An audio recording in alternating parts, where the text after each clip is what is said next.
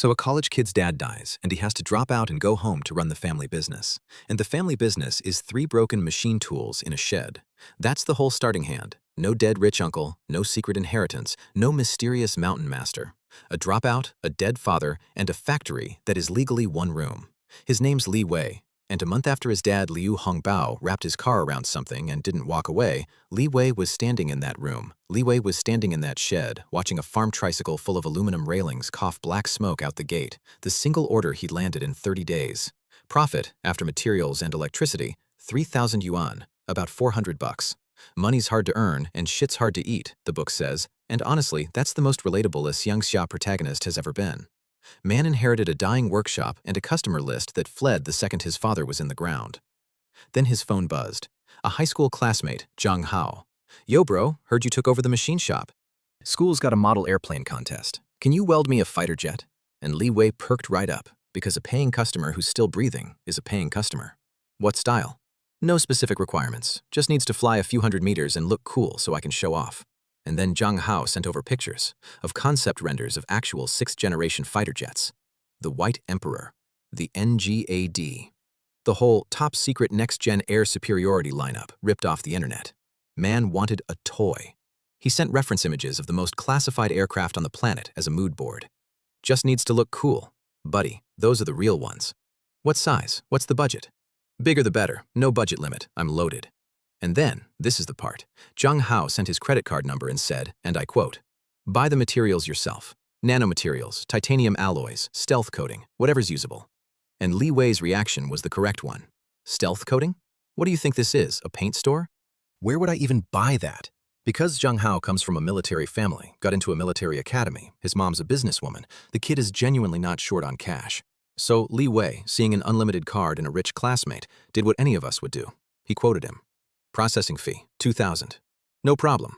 And Li Wei cracked his knuckles, ready to fold some aluminum into a cool-looking toy for a school contest. When do you need it? 1 week.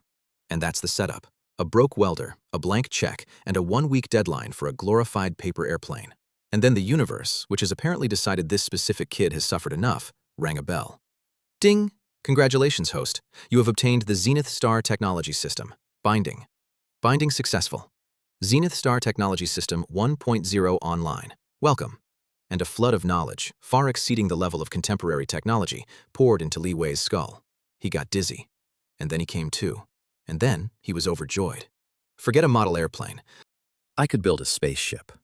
Man asked for a paying customer and got handed the entire tech tree of a civilization several centuries ahead. The gap between, I need to make rent welding railings, and I could build a spaceship, closed in the length of one system chime. This is the fastest a character has ever gone from broke to God, and we're 7 minutes in. And the system wasn't done. Ding! 3 obsolete machine tools detected. Recommend upgrading to Zenith Star's super machining platforms. Transform. And the 3 junk lathes whirred to life on their own, robotic arms remodeling themselves, operating systems flashing upgrades, servo motors and guide rails and spindles rebuilding piece by piece. And an hour later, 3 pieces of scrap had become a brand new Zenith Star super machining platform. 5-axis flexible robotic arm, intelligent OS, ultra-precision 3D printing table, a nanomaterial synthesis device. His dad spent his whole life building a shed with 3 broken lathes. Li Wei spent 1 hour turning it into a facility that could out-manufacture every defense contractor on Earth using a voice command. Somewhere, the ghost of Liu Hongbao is looking at this and going, "You could have mentioned the magic robot, son." And here's where Li Wei made the decision that detonates the entire story. Because Zhang Hao said, no upper limit. Since there's no limit, why not? An idea popped into his head, and he issued a design command to the system. Ding! Ghost fighter jet design complete. Structural data imported to platform. Wing body blended aerodynamic shape imported. Full band phased array radar imported. Kami directional thrust vectoring engine imported. Hazma laser module imported. A plasma laser module.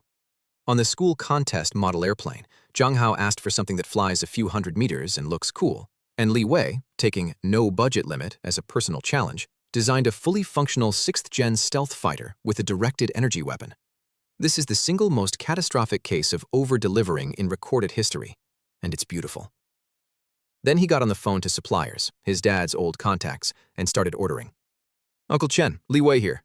I need 3 tons of titanium aluminum alloy." 3 tons? That's hundreds of thousands of yuan. What for? Building fighter jets. Brother Wu, I need a ton of graphene. What's a little machine shop like yours need graphene for? Stealth coating. Every single supplier hit the same wall. The broke kid who couldn't afford a full order last month is suddenly buying military-grade materials by the ton and cheerfully explaining he's building warplanes. And they all did the exact same thing, assumed he was joking, and shipped it, because the card cleared. Zhang Hao's I'm loaded credit card is about to fund what is functionally a private air force, and Zhang Hao thinks he's buying a toy. Then Li Wei closed up the shop, hopped on his little electric scooter, and puttered home, from Magic's super factory straight back to a village dinner table, because the rent's still due. His mom, Wang Min, asked if the railings were done. Sent them off, and I picked up another order. Business is back already? And she lit up, because it's just the two of them, and the shed is all they've got. It'll keep getting better, Li Wei said. We might even expand soon. And she laughed, the fond, sad little laugh of a widow who's learned not to hope too big. Your dad worked his whole life to build that factory. You've been back a few days, and you're already dreaming of expanding it. And Li Wei just smiled and ate his dinner. Because he couldn't exactly say, Mom, I got a god-tier system, and I'm about to accidentally become a matter of national security. Hold on to Wang Min. She's the one person in this whole escalating circus who just wants her son safe and fed, and the story's going to keep coming back to her. Next morning, he scootered up to find trucks already lined up at the gate, materials stacked to the ceiling. He paid for everything on Zhang Hao's card, millions of yuan, no blinking. And his dad's old supplier friends, watching this scrawny kid drop 7 figures without flinching, couldn't help asking, Xiao Wei, what is all this for? Told you yesterday, building fighter jets. You're kidding. Nope. And once they left, Li Wei walked up to the platform and gave the order. Begin manufacturing.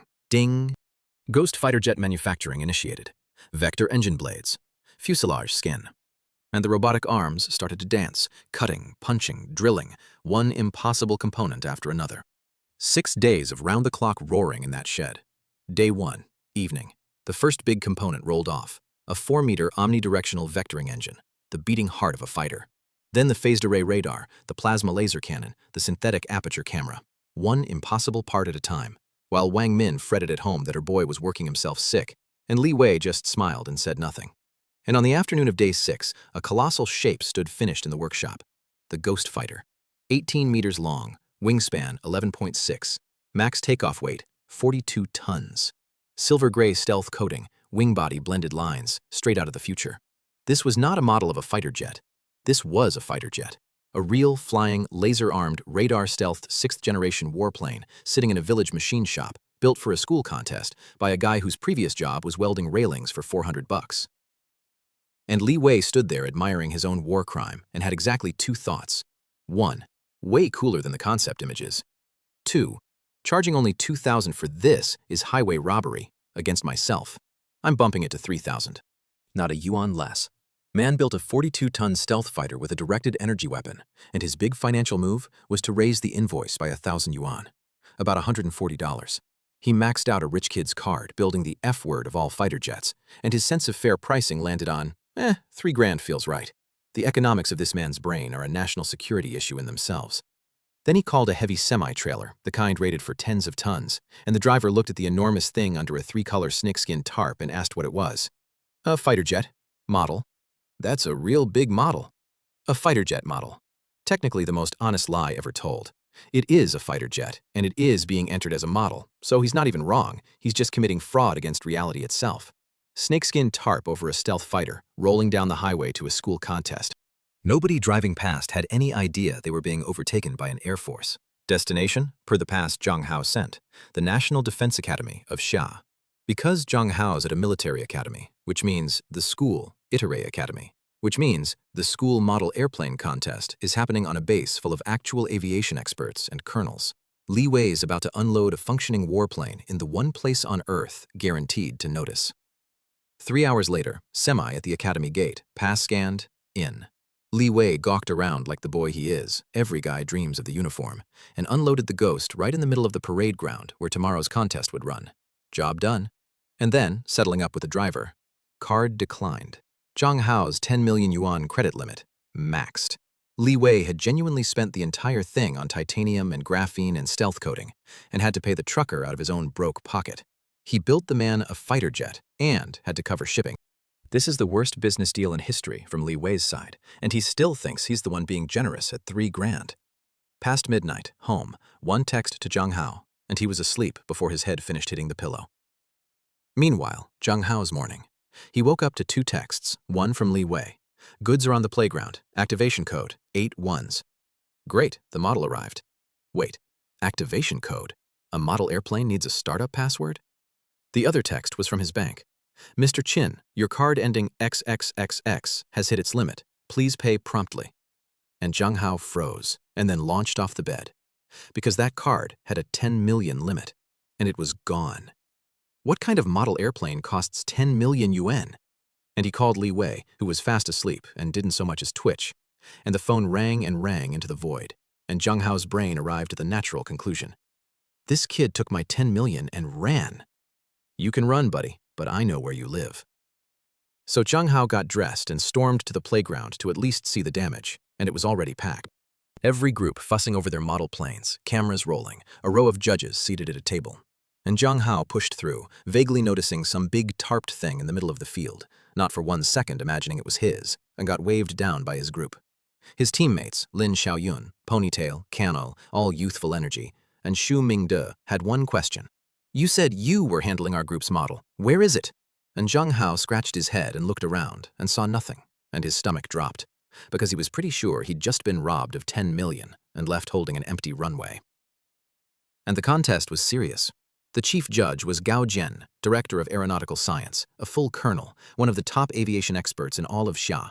He stood, checked his watch, and declared the annual model airplane competition open. And out rolled the entries, 2-meter models, fighters and transports, and little early warning planes with radar plates on their backs. Cute. School project cute. And a military magazine reporter, Gu Qingyao, oval face, bright eyes, genuinely a celebrity among military enthusiasts, worked the crowd with a mic, interviewing proud students. Our Group 7 borrowed heavily from the USNGAD. Group 7 will win! And Gu Qingyao, sweet-voiced and secretly savage, gestured at another team's entry. Classmate, is that an X-47 or a pesticide sprayer? She's the reporter who's about to get the scoop of her entire career, and she's currently roasting teenagers over their foam planes. She has no idea there's a real stealth fighter under a tarp 40 feet away. Her news instincts are about to earn her a Pulitzer, by accident. Then she reached Zhang Hao's group, 3 guys, empty-handed, sweating. Where's your model? Silence. And someone nearby landed the killing blow. Their team's like a stealth aircraft, visually invisible.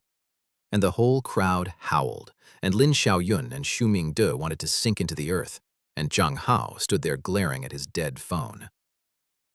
Li Wei, you've ruined me. I wanted to make a name for myself, and instead I'm showing everyone my backside. And then the phone rang. Li Wei. Zhang Hao nearly fumbled at answering and got hit with a voice more furious than his own. Zhang Hao, you've been blowing up my phone. Can't you see me? I'm right in the middle of the playground. Are your eyes just for breathing? And I absconded with the money? I paid the shipping myself. Also, the fee's now 3,000, not a yuan less. Li Wei, who built a fighter jet at a personal loss, called to aggressively defend his honor and demand a raise, and out-yelled the guy who thinks he got scammed. The audacity is load-bearing. Zhang Hao's own thought, how is he angrier than me? Middle of the playground? Zhang Hao looked again. Nothing but grass and that one enormous tarped shape. Holy crap, Li Wei, what did you build? You said bigger the better, no limit, see for yourself. Click.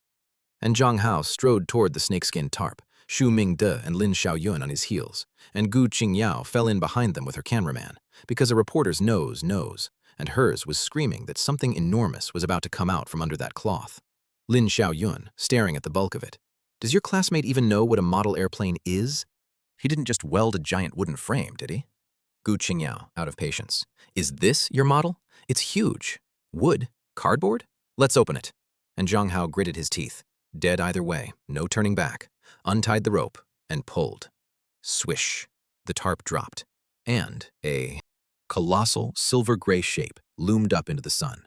Cone-nosed, menacing, wings flowing into body like mercury poured across the grass, air intakes gaping like a monster's mouth. And everyone just stopped. The ghost fighter detonated every eyeball on the field. Zhang Hao trembled head to toe like he had Parkinson's. Gu Qingyao swore into her own microphone. This Is this a model airplane? And her photographer's survival instinct kicked in before his brain did, and he started machine gunning the shutter. Zhang Hao stepped up and touched it. Cool, metallic, not wood, not cardboard, metal. And Zhang Hao's brain, unable to accept reality, landed on the only explanation it could digest. Li Wei's such a prankster. Because to Zhang Hao, the problem wasn't, my classmate built a real warplane, that's impossible. The problem was, this cool metal shell doesn't meet contest rules. His teammate literally scolded him. Did you not explain it to your classmate? A model isn't just a shell. These kids are standing in front of a functioning 6th-gen fighter, arguing about whether it qualifies for a school contest. The denial is airtight. And Gu Qingyao, thrilled, already had her headline. 6th-generation fighter appears at National Defense Academy model contest, circling it with her professional journalist's eye, declaring its aerodynamics had much to teach us. She majored in media. She knows nothing about aerodynamics. Her legendary news sense is, and the book says this outright, just that the ghost fighter looks cool. She's about to break the story of the decade on pure vibes, and it's going to work. But the judges aren't media majors. The judges are aviation experts, and chief among them, Colonel Gao Jian. When Chief first clocked the tarp, he'd ignored it, figured the college was up to some nonsense. When the ghost fighter came out, he nearly dropped his glasses. Swept wings, twin vertical tails, wing body integration, a concealed internal weapons bay, a hidden exhaust nozzle. He read the whole design language in one glance, and then this colonel, this top national aviation authority, took off sprinting across the playground like his dignity had never existed, with a mob of students and teachers stampeding after him. Holy crap, what is that? Is it 1-to-1 scale? The Decepticons have invaded. I must have trained too hard. And Gao Jian circled it, touching it, heart pounding, that aerodynamic shape, that design philosophy, that manufacturing. Because here's the gut punch detail. Gao Jian isn't just a professor. He's on Xia's next-generation fighter development team, the real one. The program that's been stalling for years, stuck on key technology bottlenecks, going gray with worry. And he just walked up to a student model that solved, in plain sight, the exact problems keeping him up at night. Even as an empty shell, he thought, this is beyond what an ordinary person could make. He came to judge foam planes and found the future of his own classified program parked on the grass, entered by a college kid, and his professional life just flashed before his eyes. Whose model is this? Reporting, Director Chi, it's our group's. You built this? My high school classmate did. What does he do? Runs a machine shop? And Gao Jian pushed his glasses up, refusing to believe it. He did the aerodynamic design too? And Zhang Hao, who has no idea what's happening to his own life. I think so? Then some students climbed onto the fighter, peered through the canopy, and started yelling. The cockpit's got seats, screens, a helmet. It's like the real thing inside, too. And Zhang Hao remembered the text. Activation code, 8 ones. No way. This thing's operable? He didn't believe it could fly, but even simulated cockpit functions would be insane bragging rights. So he scrambled up and dove into the cockpit first, because, his exact logic, this cost me 10 million. I'm not letting anyone else get the first taste. Man still thinks he got fleeced for 10 million, and his response is to make sure he's the one who gets to sit in the driver's seat of his own alleged scam. There's a real one in there somewhere. The cockpit lit up, a keypad and a chime. Ghost Fighter first launch, enter startup password. 8 ones. And the 42-ton airframe shuddered, cockpit lights flashing. Power propulsion module loading. Full-band phased array radar loading. Weapons system module loading. And the crowd startled. Phased array radar? Weapons systems? Who you trying to scare? Someone scoffed. It's just a shell, and it's this convincing. Because the collective denial is now working overtime. A weapons system is booting up in front of them, and their brains are filing it under impressive props. Colonel Chi, calm, asked the real question. Can it be simulated? Zhang Hao, all his earlier fury evaporated, because cool is cool, put on the helmet. Helmet holographic display loading. And the playground projected onto his visor. He turned his head, the library slid into view, then the dorms, the imagery tracking his gaze in real time. And Zhang Hao lost it, because he knows what that is. That's a helmet-mounted display slave to a targeting system, top-tier fighter tech, and it's working. At least the helmet's real, and the radar's real. The denial's cracking, one impossible but functioning system at a time. And then, Gu Qingyao's oval face popped into his visor. She'd climbed onto the nose, standing on her photographer's shoulders to shoot the cockpit, and her jaw dropped. Because as a reporter, she'd once boarded Xia's most advanced fighter, the Mighty Dragon, And this cockpit looked more advanced than that. A real, in-service, top-of-the-line national fighter. And the school model out-cockpits it. That's the moment the story stops being funny to the professionals and starts being terrifying. All modules loaded, system nominal, takeoff preparation complete. Takeoff? That's ridiculous. Before Zhang Hao could process it, his visor flashed red. Obstacles ahead, unsuitable for takeoff. Please relocate to the adjacent runway. So he nudged the control stick, and the landing gear turned, the whole airframe rolling, accompanied by a sound. Reversing, please be careful. Also, reversing, please be careful. A 42-ton stealth war machine backing up with the exact beep-beep of a delivery van. The entire crowd died laughing. Your fighter jet's got a little more class than that, come on. It's the single funniest juxtaposition in the episode, cutting-edge lethality with a Costco parking lot reverse alert, and I refuse to believe the system did it by accident. And as it moved, Gu Qingyao, still draped over the nose, shrieked, "Ah!" and ate grass, soft landing, only her dignity bruised. Zhang Hao yelled for everyone to clear back. Gao Jian ordered all staff and students to a safe distance, and the ghost fighter, like a waking beast, rolled its silver-gray bulk onto the runway, nose forward, ready. No way, it can actually fly? Impossible. If that flies, I'll do a handstand and, "You said it!" And the crowd began to chant, "Take off, take off." And Zhang Hao, heart hammering, living the dream every boy has, took a breath and hit the start. Boom.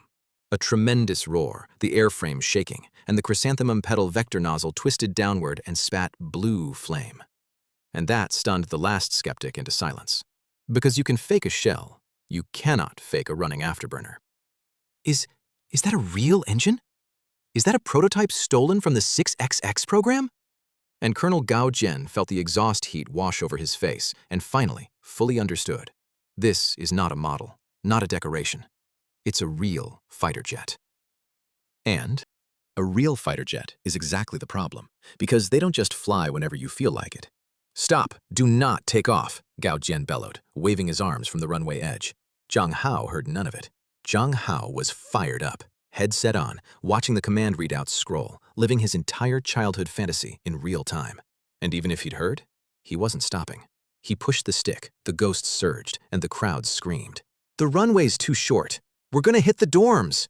Because the straight was 100 meters, nowhere near enough for a normal takeoff. And just as everyone braced for a fireball, the vector engine roared brighter, and the ghost fighter snapped its nose up like a striking cobra and shot straight into the sky, the jet blast bowling over the students nearest the runway. It's flying. Am I dreaming? Ow, why are you pinching me? Who said standing upside down gives you diarrhea? And here's where the comedy and the geopolitics collide, because this is the capital, ringed with air defense, and a stealth aircraft nobody authorized just launched southeast toward dense military airspace where it could get shot down as a hostile, or worse, get mistaken for one and start something. The students cheered. The teachers went pale. And Gao Jian, a man who's seen big events, pulled out his phone and called Air Defense Command. "This is the National Defense Academy. A student is piloting a model fighter jet toward the southeast airspace. Track him carefully. Do not engage by mistake." On the other end, Lieutenant Wang Lei, himself an academy grad, was completely lost. A model fighter jet? You can drive one of those? These kids have a death wish. And then he checked the early warning radar. Vibrant, flawless green. Not one blip. "Director Chi, no target found." Impossible. It went southeast. And then a roar shook the window, and Chen Hao peeked out, and a silver-gray fighter screamed past at low altitude, trailing a cone of vapor, a plane breaking the sound barrier over the capital, rattling every door, scattering the birds. And it wasn't on his radar. It flew directly overhead, and his screen never so much as flickered. And here's the detail that turned Chen Hao's blood to ice. That early warning system is the most advanced S-band phased array radar in the whole military. The kind of system that, in his words, would leave even the American F-22 nowhere to hide. And a student model airplane just strolled through its coverage, completely invisible. That's the moment the story's real stakes land. It's not a kid built a cool jet. It's an aircraft with stealth beyond anything the nation possesses is loose over the capital and blind to every sensor pointed at it. Chen Hao stopped laughing and called the Air Force. At the South Suburb Airport, a J-20 Mighty Dragon, Xia's most advanced in-service fighter, the pride of the fleet, thundered off the runway to intercept. And in its cockpit sat Captain Zhou Chang, Flying Tiger Squadron, a gold helmet ace, staring at his own blank radar and grumbling that they'd sent a decorated fighter pilot to chase a model airplane he couldn't even find. Meanwhile, Zhang Hao, blissfully unaware he'd scrambled a theater air force, was having the time of his life, checking his holovisor readouts, Mach 1.21, and thinking about pushing for Mach 2 when the voice system pinged. Warning, friendly fighters approaching from behind, 50 kilometers. Our fighters, nothing to worry about. He slowed down to go say hi. And Liu Hua, who couldn't see anything on radar, finally spotted it the old way, a black dot with his own eyes. He shoved the throttle and gave chase, and as the dot grew into the ghost fighter's massive shape, his jaw came unhinged. Because Liu Hua was pointed directly at the ghost's tail nozzle, the single most radar-reflective angle on any aircraft, the part that's supposed to light up any screen like a bonfire, and his radar still showed nothing. A stealth that beats a tail on lock at close range is technology from the future, and Liu Hua, one of the best pilots his country has, knew it instantly. They pulled alongside, and Liu Hua got a full look and was floored. Is this a Decepticon invasion? Anyone who calls this a model airplane earns 2 slaps to the back of the head. He switched to the emergency frequency. Fighter on my wing, this is Captain Zhou Chang, Flying Tiger Squadron. What unit are you? And Zhang Hao, grinning, waved at him through the canopy. Reporting, Zhang Hao, Aeronautical Department, National Defense Academy, currently conducting a model aircraft flight test. Liu Hua's eye twitched. Model airplane, my foot. If yours is a model, mine's a children's toy. A gold helmet ace and the nation's best fighter, being told by a grinning cadet that the superior aircraft next to him is a school project. The face slap here isn't even aimed at anyone. It's just reality slapping the entire military at once. Fine, Liu Hua gritted out. Flight tests must be filed in advance. Land. Now. And Zhang Hao, who hadn't had his fill, sighed and started the return sequence, and a red dot bloomed on his visor, flashing. Warning, unidentified aircraft approaching, distance 700 kilometers. An unidentified fighter? Has an enemy aircraft violated our airspace? Report, Captain Zhou Chang. Unidentified fighter inbound, 700 kilometers out. And there it is, the stakes jumping a whole tier mid-joyride. A minute ago, the danger was kid gets grounded. Now there's an unknown aircraft screaming toward the capital that the ghost fighter detected at 700 kilometers, a range Liu Hua's top-of-the-line J-20 can't dream of. And the only thing in the sky that can even see it is being flown by a cadet who thinks he's testing a toy. 700 kilometers, Liu Hua snapped back, irritated. You think you're an AWACS? You detect targets 700 kilometers out?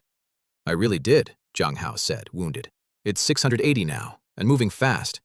Because no early warning aircraft even has that range, let alone a fighter's onboard radar, Liu Hua flatly did not believe it. But military matters aren't trivial. Better to believe it exists than not. So he called ground control. Any targets inbound from the far southeast? Negative, nothing. And Liu Hua glared across the canopy. Stop making excuses, back to base. And Zhang Hao sat there thinking, the ground can't see it either. What if it really is an enemy plane? And the dot ticked to 650, 600, closing. And Zhang Hao gritted his teeth. Defending the country is every citizen's duty. I can't stand by while the enemy violates our airspace. And he slammed the throttle. The vector engine spat fire, and the ghost rocketed to Mach 2. And Liu Hua, wide-eyed, this kid's out of control, buried his own throttle to keep up. Now cut to what he's chasing, because it's worse than a lost cadet's daydream. 200 kilometers off Shah's coast, the USS Ford carrier cruised, and on its command screen, a little red dot slid west across the line marking Shah's airspace. And Lieutenant Commander Harris grinned at the carrier's captain, Rear Admiral Miller. Sir? Looks like Shah hasn't detected the Night Crow, and Thomas smirked. Their radar isn't as mighty as they brag. The Night Crow. A secret, new American stealth drone. Super stealth, super maneuverability. An AI combat system, the fighter of the future, that beat the F-22 and F-35 in internal tests. The Pentagon's hope for future air dominance. And Rhodes had flown it right over Shah's territory in silent mode. Its synthetic aperture camera quietly photographing everything. Fields, towns, factories, military bases, beaming it back to the carrier by satellite, and the two of them watched Shah's ground laid bare on their screens, and I'm quoting the book's own image, saw the country, like a beautiful woman stripped naked, open to all. Thomas promised Rhodes that if the Night Crow got home clean, he'd recommend the potential buy a fleet, and Rhodes could already see the kickback money flying toward him like little eagle-printed banknotes. So that's the villain of this arc. A smug admiral, a greedy officer, and a spy drone treating a sovereign nation's secrets like an open buffet, certain nothing in Xia's sky can touch them. Remember the phrase, the night crow always comes home. They're very confident about that. Back at the academy, chaos. Zhang Hao was half an hour overdue and now totally out of contact. Gao Jian's phone would not stop. Air Defense, Theater Air Force, Theater Command, and every call was worse than the last. Not a single radar in the war zone can detect it? Correct. Ground crews saw it with the naked eye. The intercept pilot only found it within visual range. And Chi gasped, because that stealth is simply not supposed to exist. Then where is he now? And the bitter laugh on the line. We lost him. He said he spotted an enemy aircraft entering the country and went to intercept. Our fighters were doing Mach 2.2 and he shook them off. Old Chi, where did this plane come from? The whole war zone's in an uproar. Where did it come from? Gao Jian was near tears. I'd like to know that too. Meanwhile, at 19,000 meters, Mach 3.02, and Zhang Hao nearly leapt out of the cockpit because the throttle wasn't even all the way forward. What is this plane? Did Li Wei steal it from Cybertron? But there was no time. The red dot was inside 100 kilometers, closing into missile range, then 70, then 50, sweat beading on his forehead. Enemy contact on my first flight. This is so exciting. And then a black dot resolved ahead, tore past in an eye blink, and in that instant, Zhang Hao saw it clean. Blue-black paint, blended wing body, flat nose, no cockpit. A drone. And plastered on the fuselage, the stars and stripes. Eagle. You dare violate my airspace? You're not going home.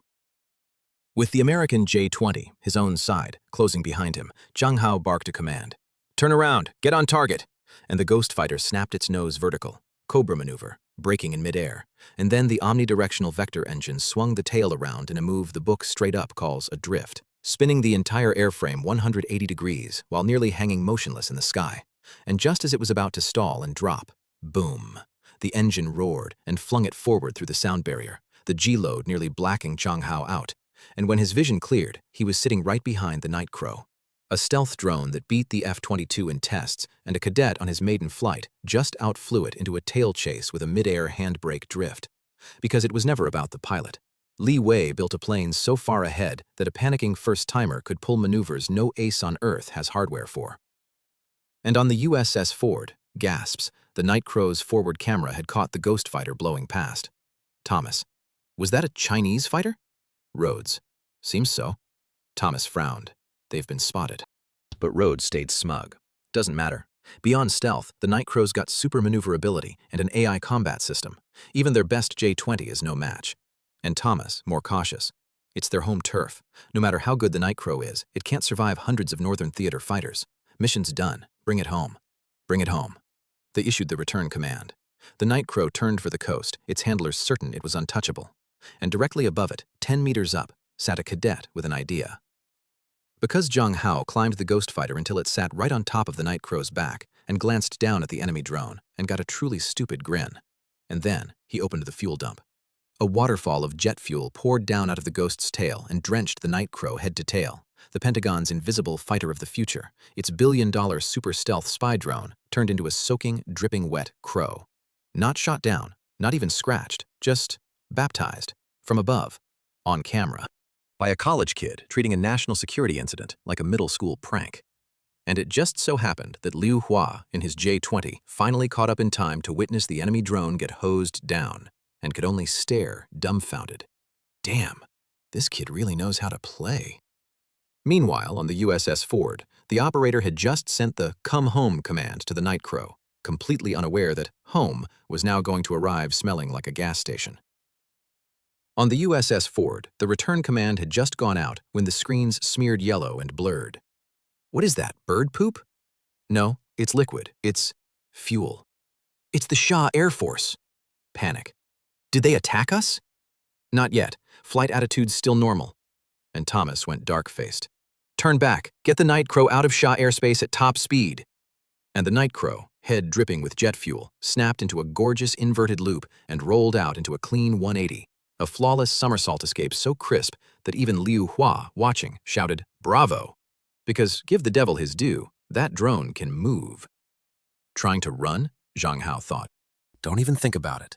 And he did the drift again. Pull up, stand vertical, brake, spin, reverse. One motion, another mid-air handbrake turn, right back onto the Night Crow's tail. And Liu Hua's eyes nearly left his skull. Is that even a plane anymore? Do Newton's laws just not apply to you? If the Night Crow's somersault scores a perfect 10, he decided, then the Ghost Fighter's maneuver is literally beyond the scale, beyond his comprehension. The American drone is genuinely one of the best flying machines humans have built, and it's getting comprehensively outdanced. Captain Zhou Qiang, the Eagle's running. Do we fire? Don't be rash. I need authorization. Because shooting down a foreign aircraft isn't a solo call. This is 82237, American drone intruding southeast airspace. Permission to fire? And the war zone's answer came back instant and iron. Permission granted. Shoot it down at all costs. No hesitation. So what if it's the US? They blatantly violated Shah airspace. You don't let that fly home for the holidays. And Liu Hua's eyes sharpened. Fire control radar hot. Green crosshair locking the red dot. The J-20's internal bay sliding open to extend a PL-10 short-range missile. And he pressed the button. And here's the gut check for the home team. The PL-10 screamed out at Mach 4. The Night Crow's max is Mach 2.5, no contest. And just as it should have been a clean kill, the drone snapped a lateral roll and slipped it. Liu Hua fired 2 more, both bays. The Night Crow did a single leaf flutter maneuver and both missed again. 3 missiles from a gold helmet ace, all dodged inside visual range. And that's the sting. If the Night Crow escapes now, it's not just Liu Hua's face that's slapped, it's the entire Shah Air Forces. The AI drone is genuinely that good, and it was about to get away. Then Zhang Hao's voice, Captain Zhou Qiang, how about I take over? You're a model airplane? You have weapons too? Yeah, laser cannon, plasma missiles, super maneuverable close combat missiles. Liu Hua defeated. Fine, if you're so great, you do it. Because at this point, what's he going to say? The cadet's toy out-detects, out-flies, and apparently outguns the nation's frontline fighter. And the funny part? Zhang Hao had been flying at a deliberate snail's pace this whole time, just to stay coordinated with Liu Hua. The Ghost could have caught the Night Crow whenever it wanted, and even out of visual range, its radar could lock the drone easily. He was babysitting the J-20. Target locked, prepare to attack. Crosshair tracking his gaze, radar in fire control mode, and the second Zhang Hao's eyes settled on the Night Crow, the lock snapped shut. Target locked, plasma laser fully charged, ready. Heart pounding, his first shot at an American warplane, he took a breath and mashed the button. Snap! A slender, pale blue beam slashed across the sky like a drawn sword and struck the distant black dot dead center. And the air bloomed with fire. 1 shot, 1 laser, 1 dead super drone. Liu Hua, who just whiffed 3 missiles, stared. Shot down! And Zhang Hao quietly stunned at himself. I hit it. I shot down the American drone. The thing that dodged 3 PL-10s from an ace got deleted by a single beam from a school project because a directed energy weapon travels at the speed of light, and you cannot barrel roll away from physics. On the USS Ford, a sharp electrical shriek, screens going black. Night Crow, signal lost. Silence. No doubt about it, shot down. And Rhodes slammed his fist on a table. Damn shop people, they'll pay. And Thomas, notify the Pentagon, lodge a protest, demand compensation. General, Xia's military cut the hotline long ago. And Thomas lost it entirely. Then notify the White House. The billion-dollar future of air dominance drone, the one that was going to strip a whole country naked and earn Rhodes a fortune in kickbacks, hosed with fuel and then vaporized by a machine American intelligence can't even identify. And the response has escalated straight to the White House. The greedy officer's colorful Eagle banknotes just caught fire mid-flight. Flying home wing to wing, Zhang Hao was still buzzing. That laser cannon is incredible! And Liu Hua just shook his head with a rueful smile, because he, the Flying Tiger gold helmet, whiffed 3 PL-10s and now has a mountain of self-criticism waiting. But the self-criticism was the small thing. What he really needed to know was, what is that plane? Detects a US drone at 700 kilometers, blinds the whole theater's radar, carries a working laser. Is that even Earth technology? He wanted to grab Zhang Hao and interrogate him on the spot. And then the war zone came through. The Eagle drone's been shot down by a model aircraft. Escort the model aircraft to South Suburb Airport and keep a close eye on it this time. And this is where Zhang Hao revealed he's got a little con man in him after all. Because escort it to the airport means the state is confiscating his 10 million yuan toy. And Zhang Hao, who maxed a credit card to build this thing and has flown it for all of 1 hour, was not ready to hand it over. Captain Zhou Qiang, could I swing by the academy first and go to the war zone in a few days? This is a war zone order. You think it's a vegetable market where you haggle? I just want to show off in front of my classmates. No. So Zhang Hao's eyes darted around, and he muttered the immortal logic of every kid who's about to do something dumb. You can tell me no, but you can't make me listen, and you're not as fast as me. And yanked the stick. Heading back to the academy now, Captain. See you around. And slammed the throttle, and the Ghost Fighter blew past the J-20 like it was parked, leaving a gold helmet ace alone and disheveled in the sky. Mach 4. 5 minutes later, it screamed over the National Defense Academy, struck its cool pose, and the playground erupted. They're back! Did they visit Cybertron? And Colonel Gao Jian finally exhaled, near tears with relief. My little darling, you're finally home. And Zhang Hao, having disobeyed a direct war zone order specifically to come home and show off, was not about to just land. So he put on a full air show over the playground, a screaming low pass, a cobra, a falling leaf, a somersault, and for the grand finale, the Newton-violating mid-air drift, and the crowd completely lost its collective mind. Zhang Hao, stop using your supernatural powers! Newton's spinning in his grave! This is a Mon contest. What are you Decepticons doing here?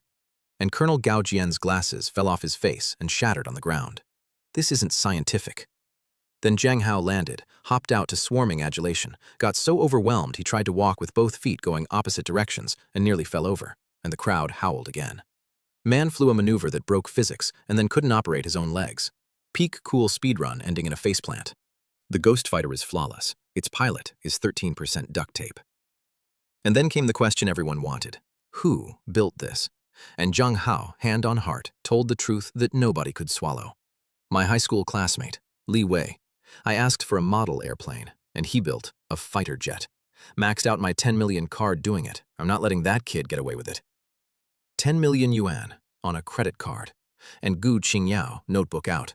Where does Li Wei work? Institute 6XX? Liaoning Aircraft? Sichuan Aircraft? Naming the actual national aviation giants. It's called Zhangguo Machinery Factory. The what? It's a township enterprise. And the whole crowd went silent. Because a village workshop, the kind that welds railings and fixes tractors, apparently just out-engineered every state aerospace conglomerate in the country. That's not a plot twist. That's a national identity crisis. Then military jeeps tore onto the parade ground, and out stepped Division Commander Huang Jingyu of the 1XXth Air Force Division, stars on his shoulders, eyes locked on the Ghost Fighter like it owed him money. He shook Gao Jian's hand. Director Qi, your secrecy's too good. You hid a successful 6th-gen test flight even from me. And Qi gave the wry, doomed smile of an honest man. If I told you this is the first time I've ever seen this plane, you wouldn't believe me. Of course I wouldn't. In fact, she added, it was designed and built by a township enterprise. You're kidding. It's a long story. I'm going to start studying it immediately. Then Zhao Kaifeng asked the question that detonated the crowd a second time. Who shot down the American drone? Because until that second, nobody on the playground except Gao Jian knew that part. And the field erupted.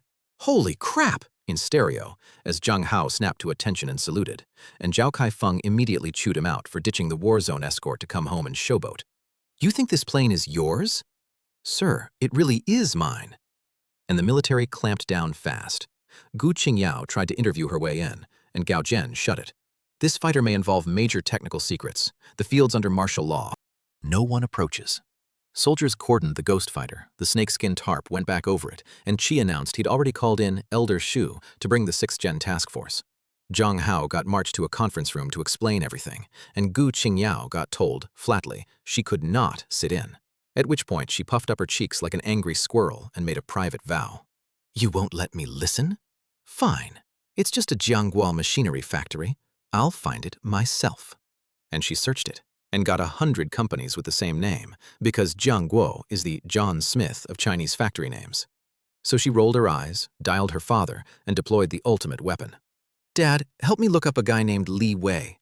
No, it's not about dating. Dad, please. Okay, if you help me, I'll tell you where Grandpa hid the Wuyang Chun liquor. He's Zhang Hao's classmate, aviation department. Start there. Daddy's the most handsome. Mwah. She bribed her own father to run a background check using the location of Grandpa's stashed booze. The scariest investigator in this story is a military reporter with connected parents and zero shame, and she's now on Li Wei's trail, while the actual military is still filling out paperwork. And in the conference room, the two officers heard the whole thing and could not speak. A laser shot down. A detection at 700 kilometers. Total radar invisibility across an entire theater. Superior maneuverability, stealth, awareness, and firepower. No weaknesses. A genuine dream fighter. Built by a township enterprise in 1 week. You're saying Li Wei built this in a week? Materials, 10 million? Processing fee, 30 million? Yes. That's outrageous. And Gao Jian added the kicker. A plane like this would cost at least 100 million, and I mean eagle dollars. As for the actual 3,000 yuan fee Li Wei charged, the two officers were too stunned to even comment. It was simply a joke. 100 million US dollars of capability, invoiced at roughly 400 bucks by a guy who thought he was overcharging. Zhao Kaifeng slammed the table. We must see Li Wei. Now. Meanwhile, the most wanted man in the Xia military was asleep, and his mom was dragging him out of bed for a blind date. Mom, no work today. Let me sleep. Absolutely not. Did you forget you've got a date? And Li Wei, 21 years old, a kid who'd still be in college if he hadn't dropped out, remembered, groaned, and got dressed. Because in Wang Min's worldview, out of school means into society means get married immediately. So while colonels and division commanders were losing their minds trying to locate him, the man himself was being marched to a matchmaking session against his will. The gap between matter of national security and please meet this nice girl has never been wider. 10 o'clock, the matchmaker brought over a woman and her daughter, Chen Meng, pretty, decent, and Chen Meng's mother, who took one look around the humble little house and immediately curdled with disdain. And Li Wei, reading the room, knew it was dough and stopped bothering to be charming. His phone buzzed. Zhang Hao. Bro, you're the real deal. Send your account. I'll transfer the money. So Li Wei sent it over. And Chen Meng's mother, watching him glance at his phone, got even frostier and went for the throat. Li Wei, I hear your machine shop only got 1 order this month. Can you even support a family? Which, ouch. Man came to a blind date and got means tested and rejected in the opening round by a woman sitting in his own living room. Even if you're not interested, there's no need to open with a face slap. And Li Wei, annoyed but holding it. Auntie, it wasn't 1 order, it was 2. Is there a difference? How much can you make bending aluminum railings? And Li Wei just smiled. Not only railings, I also built an airplane. Silence. Chen Meng's eyes went wide. This kid's gone mad. Building an airplane? You gonna fly it? And the matchmaker scrambled to paper it over. Haha, Xiao Wei just loves to joke around. He told the exact, literal truth. He built an airplane, one that just downed an American drone, and put the entire military on high alert, and the whole room filed it under delusional broke guy embarrassing himself on a date. And the beautiful part is, the military is, at this very moment, en route to his door. The single most satisfying face slap in the genre is loading, and the snobby future mother-in-law is sitting directly in the blast radius. Building airplanes, and you dare say it, Chen Meng's mother sneered. How much did you make building airplanes? 3,000? And Chen Meng piped up. 3,000? Then it was a model. Beep. A bank notification. Your account received a transfer of 30 million yuan from Zhang Hao. 3,000 became 30 million. Not 1 extra zero, an extra 10,000 times. Li Wei nearly dropped the phone, because Zhang Hao, in his gratitude, had rounded the processing fee up by a factor that turned a $400 invoice into a $4 million wire. Man went to a blind date being called a pauper and got wired 30 million mid-insult. And seeing him freeze, the mother assumed he was ashamed and twisted the knife. Can you even afford the bride price with your little bit of money? And Li Wei, as calm as he could manage. Auntie, I misspoke. It wasn't 3,000. It was 30 million. Ha ha ha, she howled. Even his own mom, Wang Min, was baffled. Li Wei's usually so steady. Why is he spouting nonsense today? And the matchmaker winced, and Chen Meng scoffed. If you had 30 million, the line to marry you would stretch across the whole village. Guess I'm just not that lucky. Right, said the mother, standing. Let's go, Xiao Meng. Nothing but tall tales here. And just as they got up to leave, a voice at the door. Excuse me, is this Li Wei's home? And in walked a stunning woman. Flowing hair, oval face, white shirt, off the charts everything, and the whole room froze. She scanned it, landed on the only guy present. Are you Li Wei? I am. Who are you? Gu Qingyao, reporter, military magazine. And Li Wei shook her offered hand and, being 21, felt his heart skip. But hold that. What she said mattered more than how she looked. A mysterious fighter jet appeared at the National Defense Academy contest yesterday. Did you build it? The Ghost Fighter? Yeah, I made it. I can't believe a dream fighter was born in the countryside. And then, casually, the bomb. Yesterday, the Ghost Fighter shot down an American drone the moment it took off. It shocked the entire war zone, and Li Wei's stomach dropped. Good grief, they used the US as the opening sacrifice? Because he didn't know that part either. He built a plane for a school contest, and it apparently started an international incident on its maiden flight. And Gu Qingyao finally clocked the room, the tea, the matchmaker, the frozen mother-daughter pair, and realized, this is a blind date. And Chen Meng and her mother were now openly reeling. What fighter jet? Why is a reporter at the door? Did he really build a plane? Does he really have 30 million? And Gu Qingyao, apologetic. Sorry, did I interrupt? It's fine, Li Wei said. They were just leaving. And that line froze the mother-daughter pair mid-crisis, because leaving now meant maybe walking away from a man with 30 million and a reporter at his door. But staying, after everything they just said, would be its own humiliation. So the thick-skinned mother pivoted on a dime. Xiao Wei, you clearly have things to do. Your mother and I will just chat a while, trying to salvage a foot in the door. And Li Wei, mercilessly, shut it. Didn't you just say you were leaving? And you're not close with my mom. What's there to chat about?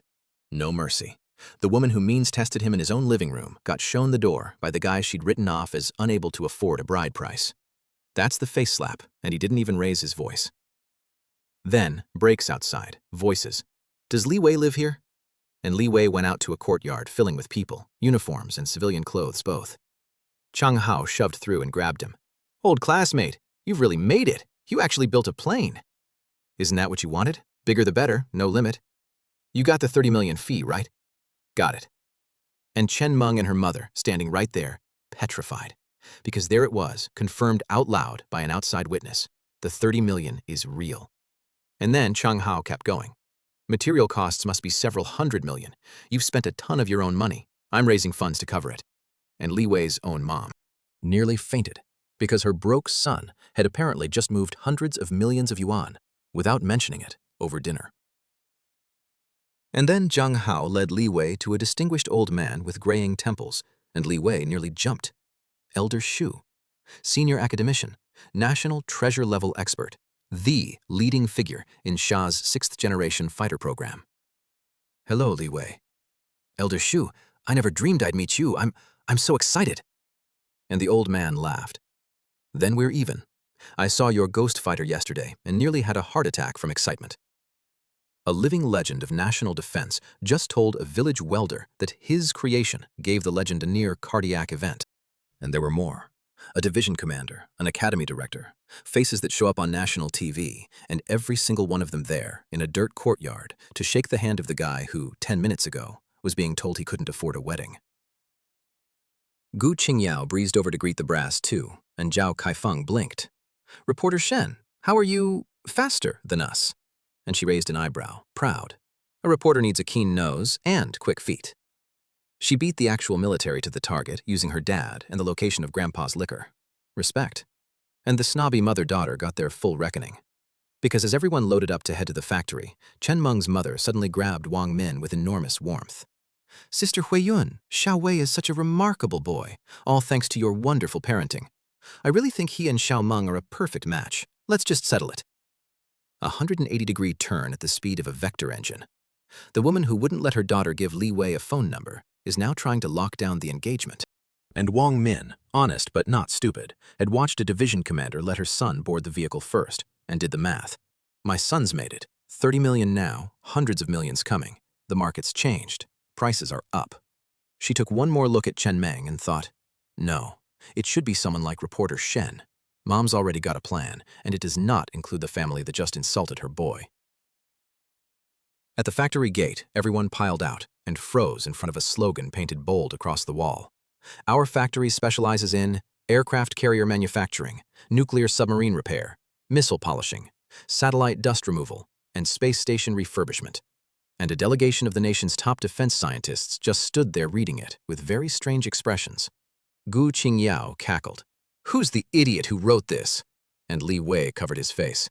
I'll repaint the wall tomorrow. Because it was him. Drunk.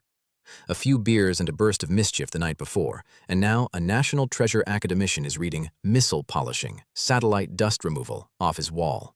Man wanted to hide in the cornfield next door. And Gu Qingyao was delighted. She'd pictured the genius behind the Ghost Fighter as some reclusive master, and instead got a toony village kid with a graffiti problem, which somehow made him more likable, not less. And Elder Shu just clapped him on the shoulder, dead serious through the joke. If you can build a Ghost Fighter, an aircraft carrier's no problem. I believe in you. The old man read aircraft carrier manufacturing on a drunk kid's wall, and instead of laughing, took it as a promise, because he'd seen the Ghost Fighter. To Elder Shu, that wall isn't a joke anymore. It's a to-do list. Then Li Wei led them into the workshop, and the doubt on everyone's faces, the "this humble shed" doubt, evaporated the instant the Zenith Star supermachining platform came into view. Mechanical beauty fused with pure future. And the two real technical minds in the room, Elder Shu and Gao Jian, forgot everyone else existed and swarmed it, circling, examining from every angle. Flexible robotic arm, 3D printing table, high-precision molds, and equipment they could not even identify. The laymen came to see a spectacle. The experts came to read the details, and the details were rewriting what they thought was physically possible in a workshop. The National Aviation Program's best minds are standing in a village shed looking at machines they have no name for. Gao Jian pointed at something that looked like a pressure cooker. What's this? Nanomaterial synthesis furnace. The Ghost Fighter's stealth coating is nanomolecular graphene, synthesized in there, absorbs over 95% of radar waves. 95%? No wonder the whole theater's radar went blind. And Elder Shu lit up. Coat our old fighters with this and they'd go stealth too. Only partially, shape matters. The Ghost's whole airframe is optimized to scatter the leftover radar waves. That's how you get all-aspect stealth. And then the experts grilled him, deep, specialized, no-mercy technical questions, and Li Wei answered every one, fluent, detailed, dead-on. And that killed the last doubt in the room. Because you can fake a plane. You cannot fake understanding a plane under interrogation by the people who wrote the textbooks. Then Elder Shu asked the real question. Where did you get this equipment? Modified it myself. So, machine tool modification, and fighter design, and manufacturing. You handled all of it? And Li Wei smiled. Honestly, there's only one guy at this factory. I'm the CEO and the doorman. And Elder Shu's eyes went wide, because those are utterly different fields. Mechanics, materials, systems integration, IT, aerodynamics, a dozen disciplines each, and this kid is fluent in all of them at once. That's not talent. That's a prodigy. And the old man felt a genuine pang. A mind like this had to drop out of school over family money. A tragedy. Or maybe the exact pressure that squeezed the Ghost Fighter out of him. And then Elder Shu made the offer that mattered. We've evaluated the Ghost Fighter. It exceeds our 6th-generation program's targets across the board. So our own development is unnecessary. We've decided we'd like to produce the Ghost Fighter in cooperation with you.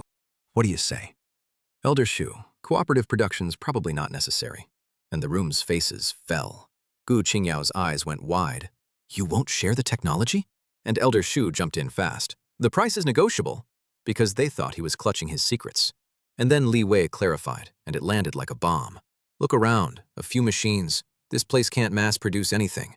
I plan to donate the Ghost Fighter's blueprints and all the technical data to the country, for free. Let the big groups, Liaoning Aircraft, Sichuan Aircraft, build it. Free. And the room broke. Because developing an advanced fighter costs a nation a fortune. The Americans burned $30 billion on the F-22, and this kid just offered to hand it all over for nothing. Eyes welled up. Who says there are no heroes left in this era? Li Wei is standing right here. And here's the beautiful gap, because Li Wei's actual reasoning was not nobility. His logic. The Zenith Star system only works for him. He can't mass produce anyway. He'd work himself to death and never meet national demand. So, donate the tech, let the big factories crank it out, and he just focuses on R&D. His inner thought, while grown men teared up around him, I just don't want to work 996 every day. The nation saw a saint. It was actually a guy who really values his weekends. Best of both worlds. Elder Shu grabbed his hands, trembling. How can that be? The country can't let you suffer. And Gao Jian proposed the fix. Li Wei provides the tech, the big groups build it, and Li Wei takes a cut of each fighter. And Li Wei agreed, because, his words, he does still need to eat.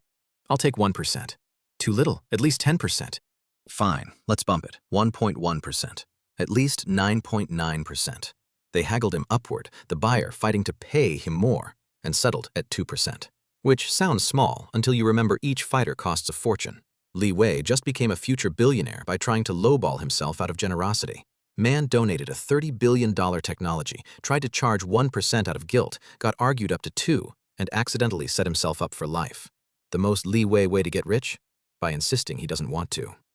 Then Gu Qingyao yelped, "The Ghost Fighter's trending!" And everyone's phones lit up, top of every platform. 6th-gen fighter appears at model contest. Leaked test flight footage. Mysterious aircraft crashed off the eastern coast. The internet in an uproar. And Gu Qingyao put her hands on her hips. "Director Qi, you wouldn't let me report it, and now everyone's reporting it. Your fault." And the brass just shared a knowing chuckle, because they've got a bureau chief who can manage the narrative. And Elder Shu promised Gu Qingyao the official exclusive once the Ghost Fighter's declassified. Deal. And then Elder Shu asked Li Wei to come back to the capital with them, because nobody understands the Ghost Fighter like its maker, and there's a production partnership to hammer out.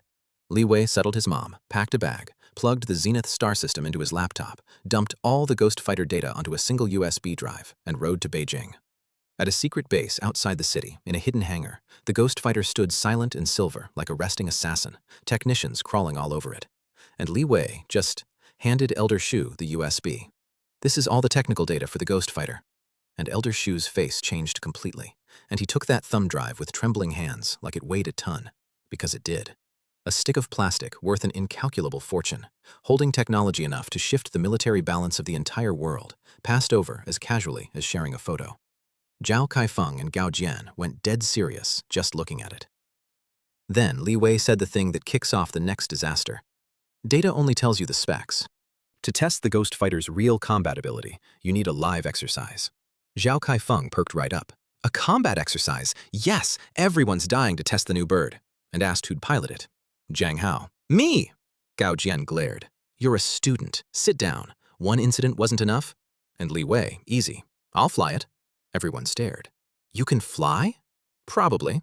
And he scratched his head and did not tell them that he can't even drive a car. But it doesn't matter. He built the thing, knows every parameter, and with the intelligent voice interaction and driver assist, flying the Ghost Fighter is, for him, basically a video game. Man's about to fly a 6th-gen fighter in a military exercise without a license for a Honda. He hopped up the boarding stairs, dropped into the cockpit, pressed a button behind the seat. Click, and a section of the fuselage skin split open to reveal a second seat that materialized out of nowhere. Elder Shu, climbing up, jolted. "It's a 2-seater?" Because a team had studied this jet for a whole day and never found the hidden seat. "Adjustable, single or double," Li Wei explained. "Rear seat removes, and you fill the space with extra function modules." Simple idea, Elder Shu noted. Brutally hard to actually pull off. Then Li Wei asked how many fighters were on hand for the exercise. 3 squadrons nearby. "Great. Let's start by taking down 1 squadron." Silence. Everyone stared at him like he'd lost it. And Zhao Kaifeng laughed the laugh of a furious man. "Are you military illiterate? Do you know how many planes are in a squadron?" 24. Li Wei's eyes were clear and earnest. "Kid, you're going to take on 24 planes by yourself? I'd love to hear how." And Li Wei, cheerful. "The American F-22 went 144-0, so 1 against a squadron's pretty normal for me." 144-0 was 1-on-1, you lunatic. And Elder Shu, gently. "Even a generation ahead, 1 versus many is genuinely hard." And Zhao Kaifeng. "Forget everything else. Can you even carry 24 air-to-air missiles?" "Commander, I've got laser weapons. I don't need missiles." "Then why not solo an entire carrier group while you're at it?" "You can give it a try." The welder just offered to fight a carrier battle group, and Zhao Kaifeng nearly had an aneurysm. And Elder Shu, sensing the division commander's blood pressure, smoothed it over. "Think of it as an extreme stress test. Let the Ghost Fighter show its full potential." And Gao Jian agreed, and the outvoted, still fuming Zhao Kaifeng gave the order anyway. Because honestly, he wanted to see this kid eat his words. "Order the Flying Tiger Squadron to assemble. Prepare for the combat exercise." And Li Wei, kind soul, let the dejected Zhang Hao ride in the back seat, over Gao Jian's glare, with a, "Don't worry, I'll watch him." And Gao Jian could only warn Zhang Hao to behave, which Zhang Hao found deeply unfair. "I shot down an American drone. How am I the liability here?" The Ghost Fighter rolled onto the runway, self-check complete, ready. And Li Wei, in no rush to take off, pulled out his phone, opened the Wi-Fi list, found Ghost Fighter, Password, 8 ones. Connected. Because the Ghost Fighter has global internet and doubles as a giant flying Wi-Fi hotspot, a feature Li Wei built in on purpose, and Zhang Hao's jaw dropped. You're connecting a fighter jet to Wi-Fi? How's it a 6th-gen fighter if it doesn't have Wi-Fi?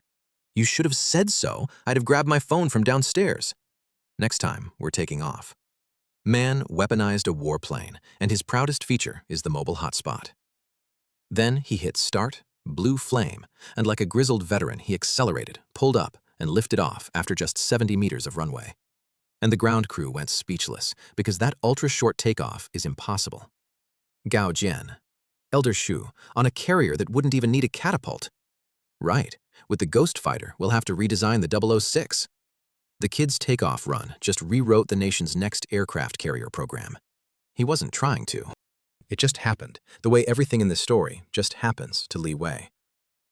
And across the field, the answer. 24 J-20s in 8 arrows of 3, fully armed, doing an elephant walk, the whole squadron taxiing nose to tail in one menacing procession, then launching in formation, 3 up, 3 rolling, all 24 airborne in 10 minutes and spread across 3 altitude bands, a tight net from 20,000 meters down to the deck. And in the radar room, nothing. No Ghost Fighter detected. Because ground radar, airborne radar, all of it, blind. It earns the name. And then a blip flashed, twice, and Zhao Kaifeng lit up. Gotcha, kid. And Li Wei's voice came over the channel, cheerful. Oh, hey, Commander, I just switched on my electronic Lundberg lens so you can see me. A Lundberg lens is a little radar reflector you bolt on to make a stealth plane visible on purpose. Li Wei, going 1 versus 24, turned his own stealth off as a handicap so the exercise could even function. And Zhao Kaifeng just stared, because there's a limit to how hard you're allowed to disrespect people. Elder Shu laughed. Commander, this is like spotting you a 2-lap head start. That kid is too arrogant, and he roared into the channel. All teams, Ghost is in airspace 17. Get him. We beat the Ghost, or the Flying Tiger Squadron loses all face. Inside the cockpit, red dots swarming the display, alarms stacking, 6 ahead, 3 high, 3 left, a closing net, and Zhang Hao sweating in the back, and Li Wei, sitting up front, calm as a lake, was on his phone. Gu. Qing Yao had texted him the live stream link for tonight, and Li Wei, mildly surprised she'd reached out first, figured she was fishing for info, not like she's interested in me, I know that much, and texted back. What are you doing? Shooting down a plane, he replied, and got back a shocked emoji and, you scoundrel! And Li Wei chuckled. Reporter Shen can't take a joke, while an entire elite squadron closed in for the kill, and Zhang Hao watching over his shoulder. We're in the middle of an exercise, and you're flirting? And Li Wei pocketed the phone. Relax, watch our 6. I've got front and both sides. Because nobody knows the Ghost Fighter like Li Wei, and with its stealth plus omnidirectional radar, the plane is one-way transparent. He sees everyone. Nobody sees him. He switched off the Lundberg lens, handicap over, opened the weapons system, currently in combat mode, and flipped it to drill mode. Missiles locked out, laser dialed to minimum, so the beam becomes nothing but a harmless flash of visible light. Then the nearest J-20 crossed 50 kilometers. Radar to fire control, intelligent lock. Crosshair on his visor snapped onto a target. Locked. Plasma laser ready. And he pressed fire. 50 kilometers away, in that J-20, beep, beep, beep, the fire control alarm, the pilot's heart clenching, and just as he moved to evade, a pale blue beam touched him. And the pilot gave a rueful smile. So this is the laser. Didn't even get a chance to dodge. Team leader, I'm down. Careful. And before the words finished, another blue streak. I'm down too. That was weird. I never even got close. And the third plane spun to evade, and the beam just found it anyway, because you cannot barrel roll away from the speed of light. 3 planes, 10 seconds, gone. In the radar room, Zhao Kaifeng's face went ashen as the J-20 dots winked out one after another, while the Ghost Fighter flickered in and out like an actual ghost, slicing through the squadron's encirclement like it was empty air, in and out 7 times, only flashing the Lundberg lens now and then so the commander could even follow the massacre. It wasn't an exercise, it was a demonstration. And the thing being demonstrated was that 24 of the nation's best were helpless. The last hope. Flank it. Zhao Kaifeng pinned his eyes on 3 dots, Captain Zhou Chang's team, who'd looped the long way around and finally reached the Ghost Fighter's blind 6. Except there is no blind 6. The 360-degree phased array sees everything, and Liu Hua's hidden approach had been tracked by Zhang Hao in the back seat the whole time. "They're almost in range," Zhang Hao warned. "All yours," Li Wei said, and pulled up the laser system and tapped Rotate. And with a whir, the plasma emitter spun 180 degrees to point dead astern. "Awesome," Zhang Hao breathed, because that means the Ghost Fighter fires in a full 360 without ever changing heading. And Liu Hua, the one pilot who'd already seen this thing kill in real combat, who knew radar was hopeless and a visual tail bite was the only prayer, stared ahead, closing on a target that was already pointing a laser back down his throat. Liu Hua's team spotted the black dot, lit up, target identified, attack, and firewalled their throttles for a tail chase bayonet charge. And then, beep, beep, beep, fire control alarms on all three at once. Does the Ghost Fighter have a radar behind it? How are we supposed to play this? Snap. Blue light. Swoosh, swoosh. Triple hit. Triple kill. Liu Hua's Elite 3 downed before they could react, and in the radar room, Zhao Kaifeng was near a breakdown. Because the Flying Tiger Squadron is the elite of the 1XX Division, the most advanced J-20s, the best pilots in the whole army, arguably the strongest air unit on the planet, and it was being deleted by one plane on single-player mode. A massacre. Elder Shu and Gao Jian could only land on one word: invincible. Score, 9-0. And the horror of it isn't 9 one-on-ones. It's that he faced all 24 at once and picked off 9, a test no fighter on Earth has ever passed, because no fighter on Earth could. When it hit 12-0, Elder Shu called it. "Commander Zhao, that's enough. End the exercise." And Zhao Kaifeng nodded, because he understood. Elder Shu was saving the squadron's face. A 24-0 wipe would gut the morale of an elite unit, and the Ghost Fighter's edge was so absolute that another whole squadron wouldn't change the math. The one comfort: the Ghost Fighter belongs to Sha. Someday the Flying Tigers might fly it. "All groups, exercise over. Return to base." And in the sunset, the Ghost Fighter landed like a swordsman walking off a battlefield he'd swept. Shooting down the American drone made people wonder. This made it doctrine: invincible. And Elder Shu, vibrating, said 4 words to Li Wei: "Mass produce it, immediately." "For mass production," Li Wei said, "we'll need to upgrade the equipment first." "Understood. That's your department." And Zhao Kaifeng jumped in instantly. "I'm reserving a squadron. No, 2 squadrons." And Elder Shu laughed. "I'm just worried there won't be enough meat for all these wolves." A minute ago, the division commander wanted to bury this kid in the dirt. Now he's in line to pre-order the man's product by the squadron. Nothing converts a skeptic like a 12-0 beatdown. That night, Li Wei opened Gu Qingyao's livestream link, Military Affairs Live, and found her in a sharp suit beside a distinguished old officer introduced as the bureau chief. And what followed is the funniest bit of the episode. "I solemnly refute the rumor that a 6th-generation fighter appeared at the National Defense Academy. The video shows a mere model aircraft. Do not believe the rumors." And Gu Qingyao, straight-faced. "The US doesn't even have a 6th-gen fighter. How could we?" "Correct. Our technology is 20 years behind the Americans. We still learn by imitation." And the live chat destroyed them. "Model airplanes? You think we're blind? This 6th-gen fighter isn't the same as that 6th-gen fighter, wink." The bureau chief's denials work in reverse. "My classmate was there. He climbed on it. I'm just here for the goddess." The whole nation watched an official straight-facedly deny the plane, while every viewer knew, and the denial itself became the confirmation. Then a news banner dropped into the stream, a White House spokesperson accusing China of shooting down a US drone and demanding compensation and adherence to the rules-based international order. And the chat went nuclear. "Bureau chief, what have you got now?" "The US confirmed it. It's a done deal. It landed near my house Tuesday." And the bureau chief, sweating buckets, kept the act alive. "The US is trying to extort us, even if something crashed in our airspace, even if. What's that got to do with 6th-gen fighters and compensation?" Absolutely not. Man's job is to publicly deny a thing his own government did, while the adversary publicly confirms it, in front of an audience that saw it live. And afterward, he sighed to Gu Qingyao. "I can't keep this Strategic Deception Bureau running." The most thankless office in the military is one exhausted uncle gaslighting the internet on live stream and losing. And privately, he asked her about the mystery designer, assuming it was Elder Shu. "Nope," Gu Qingyao said. "He's a little hoodlum, a college dropout with a chuny streak." Because even after Li Wei explained the fuel dump and flirting business, reporter Shen filed him firmly under scoundrel, her exact grievance being, "Who gave you the right to flirt with a beautiful lady mid-battle?" The romance is off to a hostile, promising start. Next morning, Li Wei found Elder Shu and Gao Jian looking wrecked. "Didn't sleep well? I read your materials all night and couldn't put them down. Too excited to sleep." "Same," said Gao Jian, wry. "The Ghost Fighter's tech is so advanced, I can responsibly say it flat out crushes the US." And Li Wei was genuinely moved, because this is what those old men are. Generation after generation of defense workers, forging swords for the country on pure passion, carrying the weight so everyone else gets peace. He meant it. "You're both my role models. Whatever you need, just say it."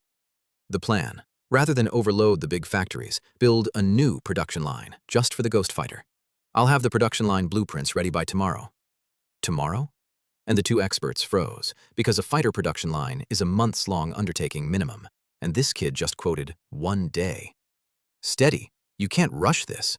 And Li Wei just chuckled, because for the Zenith Star system, designing a production line takes a few minutes. He said tomorrow only because this afternoon would have given them heart attacks. And right then, 2 military jeeps rolled up to the gate with Navy plates on an Air Force base, which made the guard blink. They cleared security, and minutes later, navy blue camo pushed into the conference room. A burly, square-faced officer who greeted Elder Shu warmly. "Captain Zhang, long time," and made Zhao Kaifeng shoot to his feet. "Zhang Hao, what are you doing on my turf?" And Zhang Hao smiled. "You took the Ghost Fighter from my family without so much as a hello. How could I not come?" And Li Wei blinked. The Ghost Fighter from his family? Because technically, that plane still belongs to Zhang Hao. And Li Wei looked at Zhang Hao, who had gone pale and was standing up on trembling legs. "Dad? Why are you here?" "Dad." Li Wei's mouth fell open. He'd always known Zhang Hao's father was a soldier. He'd just never met him, and never guessed he was a Navy captain who'd now come to claim the fighter his son bought. Zhang Hao snorted at his son. "You brat, your guts keep growing. You actually hired someone to build a plane. You trying to fly to heaven?" And Zhang Hao, defensive. "I just wanted a model. It's Li Wei who built the real thing." Him building it is his skill. "Can you?" And Zhang Hao shut up, bitter, because, as Li Wei noted with amusement, doing it was wrong, and not doing it was also wrong. The whole point was to scold him first. No wonder Zhang Hao acts like a mouse spotting a cat around his old man. And Zhao Kaifeng cut in. "Enough with the father-son theater, Zhang Hao. The Ghost Fighter's already mine." "Yours? My son maxed his credit card to buy it. How's it yours?" "Fine. How much did he spend? I'll reimburse you." "Who wants your reimbursement?" 2 senior officers, 1 Air Force, 1 Navy, now openly squabbling over a fighter jet like kids over a toy, while the 21-year-old who can actually build more of them sits right there watching.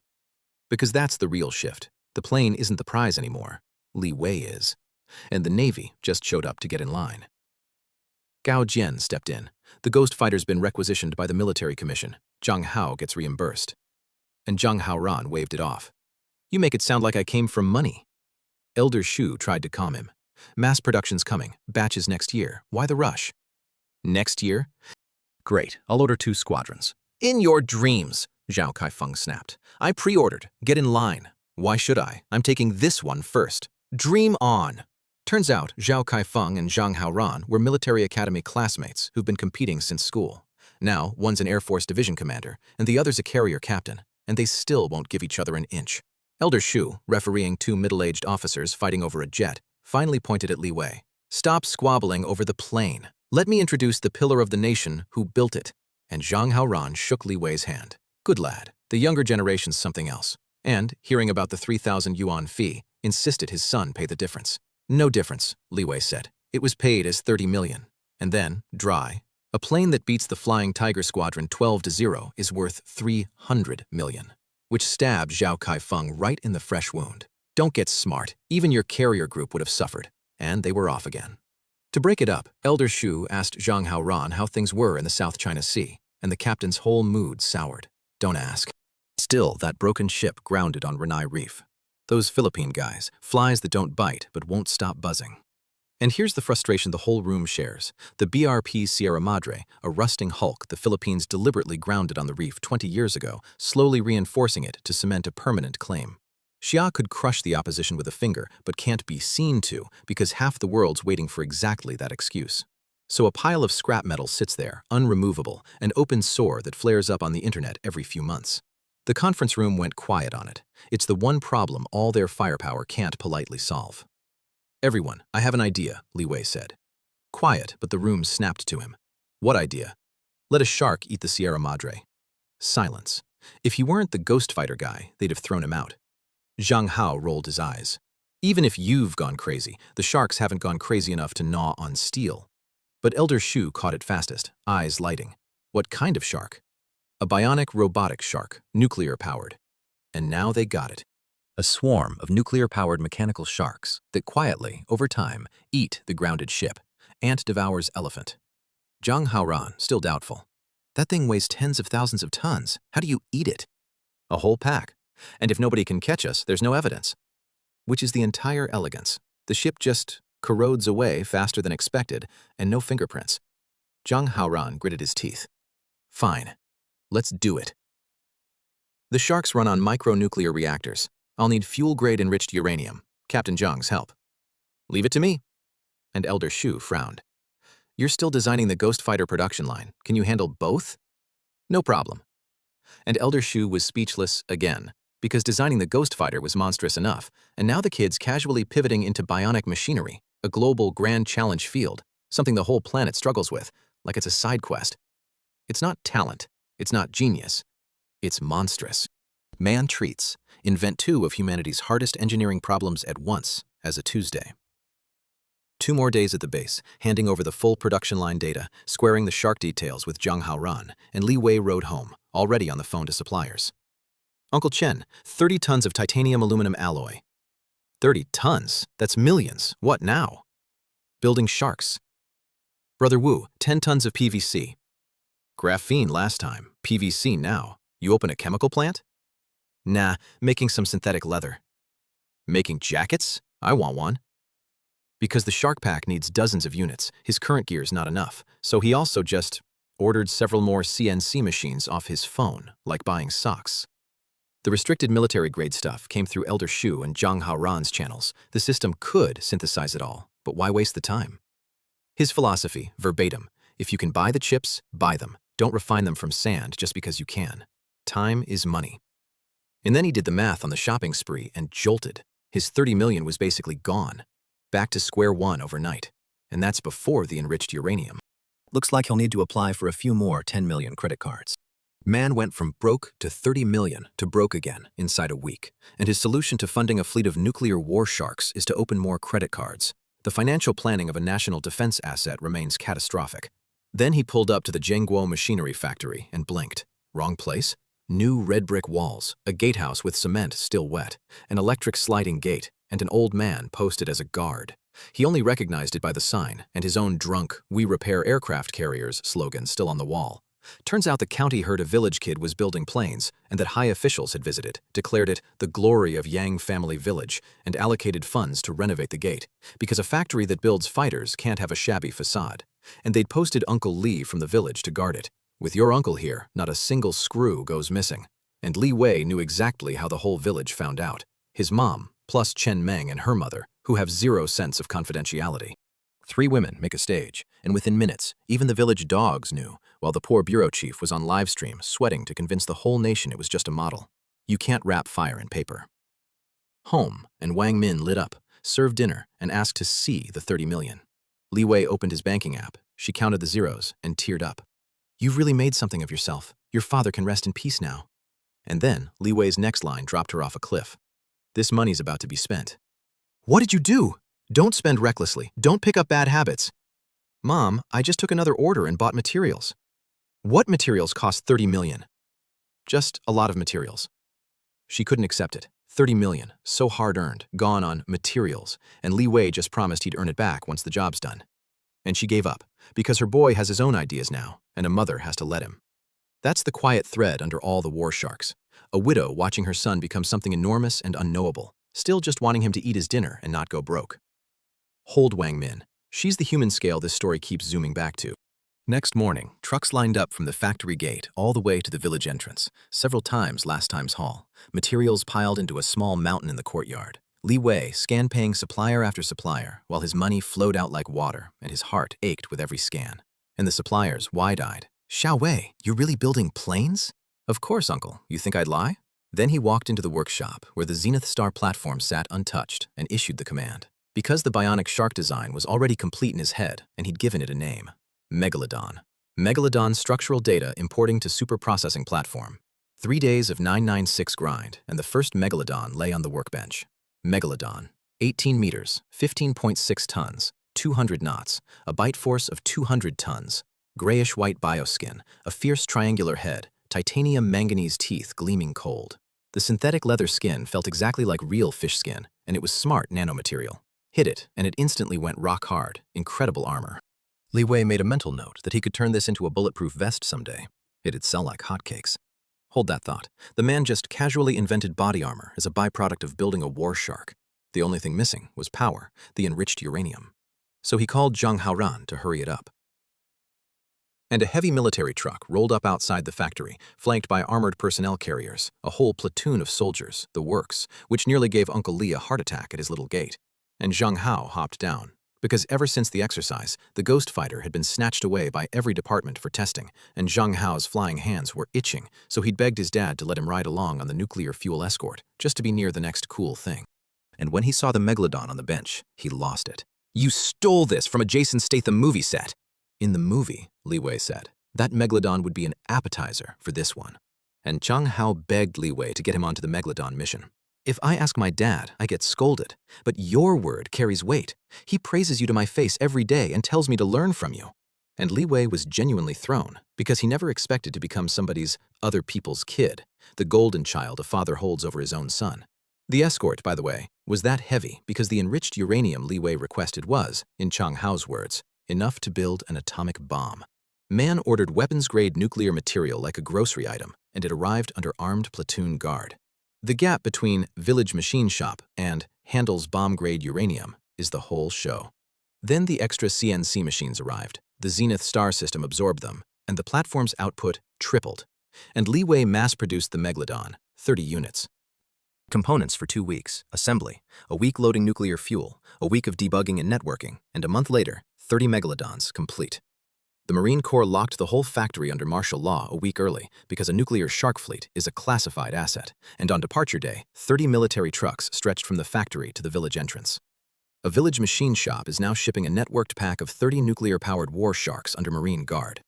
The county renovated the gate 3 weeks ago because a factory that builds planes needs a nice facade. They have no idea. And on the phone, Zhang Hao told Li Wei there was something bigger and to ride with the convoy to the Binhai base. Because the US, Japan, and South Korea had just announced a joint military exercise in the Yellow Sea, 200,000 troops, the largest trilateral drill ever, officially for freedom of navigation and the rules-based international order, and the designated zone pressed right up against Xia's territorial waters. The backstory. After the Night Crow got downed, the US demanded the wreckage back, got refused, and, embarrassed and furious, brought its partners to flex right on Xia's doorstep.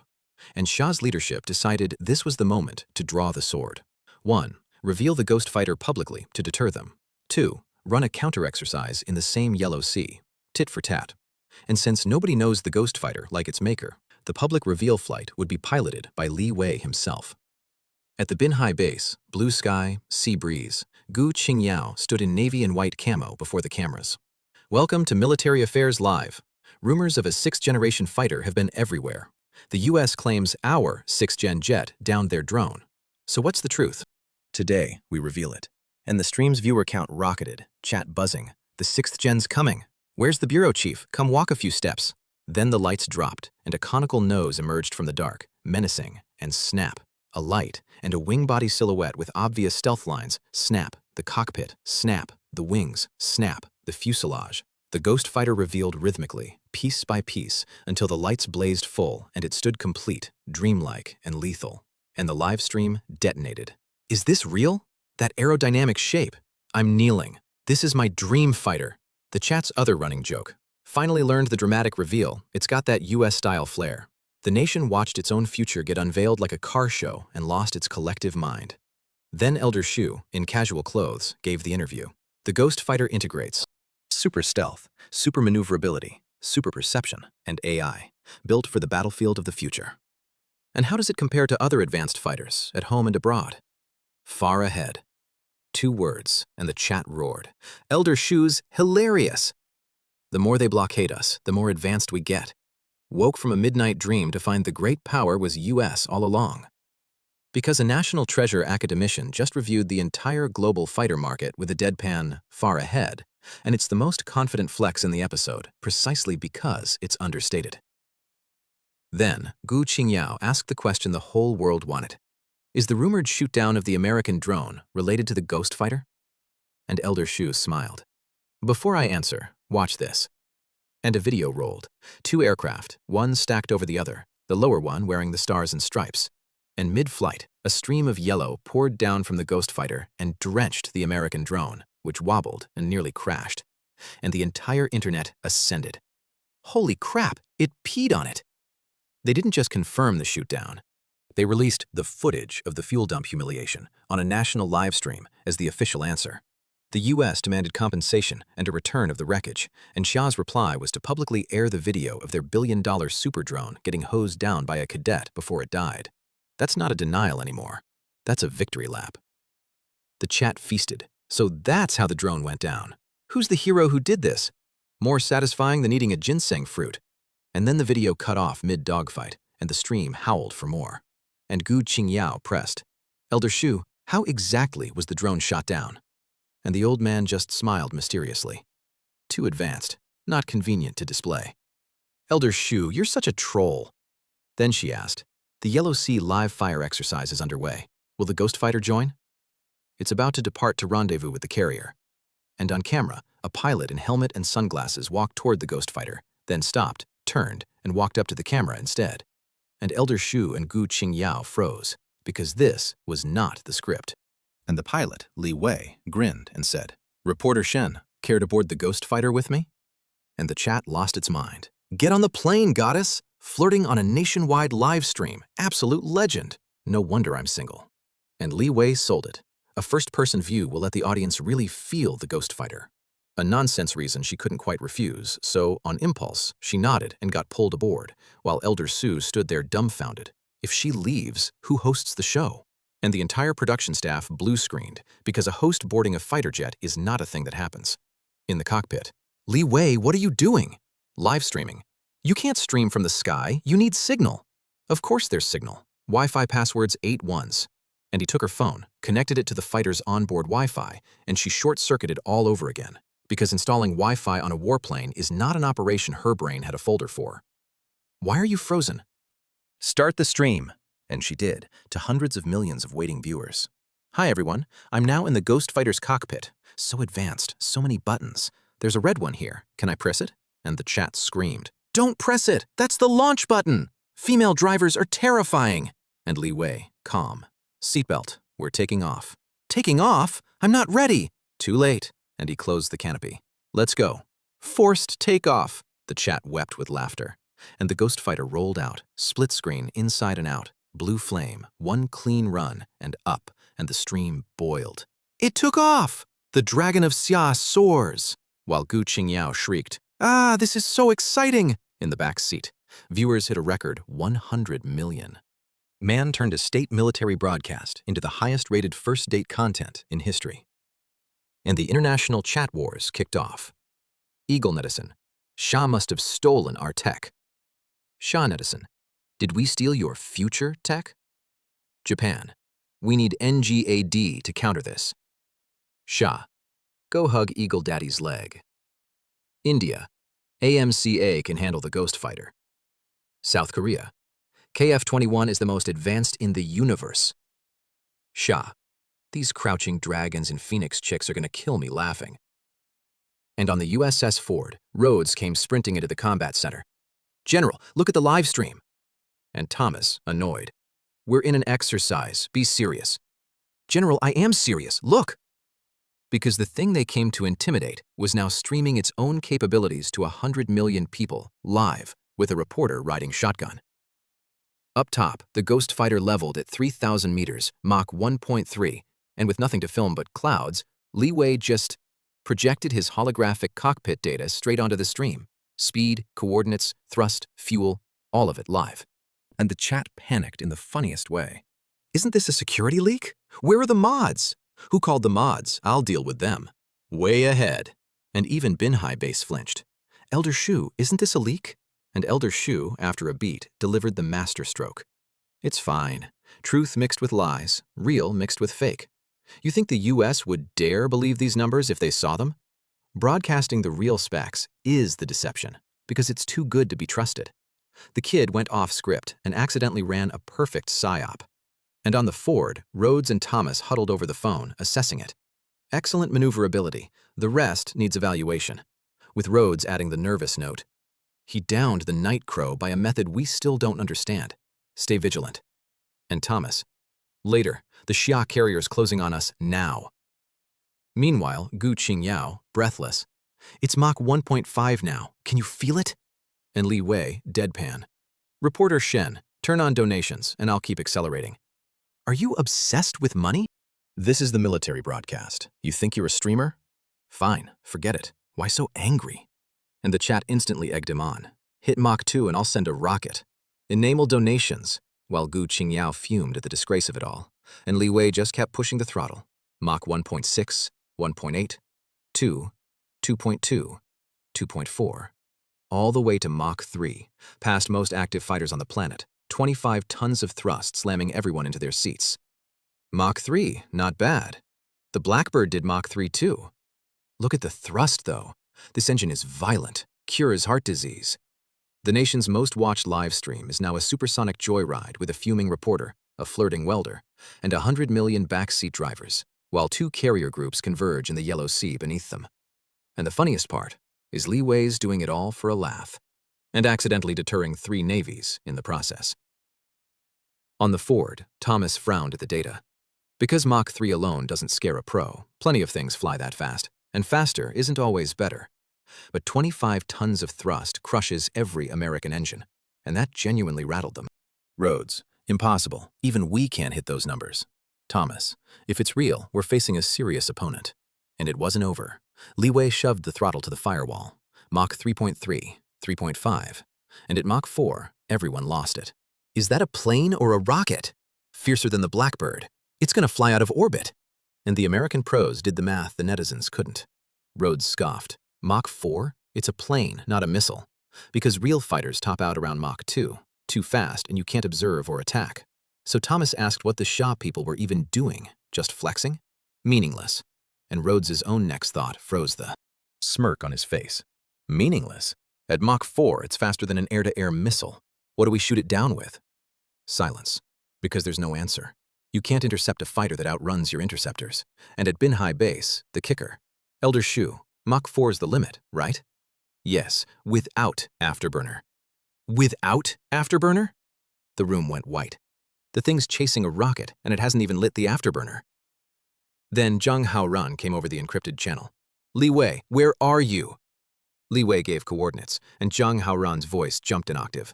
You're so busy showing off, you're about to enter the US exercise zone. Get back here. And Li Wei checked the radar, and sure enough, he'd blown right past his own carrier and straight up to the Tri-Nation Coalition's doorstep, their warships and jets lighting up his screen. And he decided that since he was in the neighborhood, it'd be rude not to say hi. Uncle Chin, I'm not coming back to the carrier yet. Where are you going? To go meet the Three-Nation Coalition.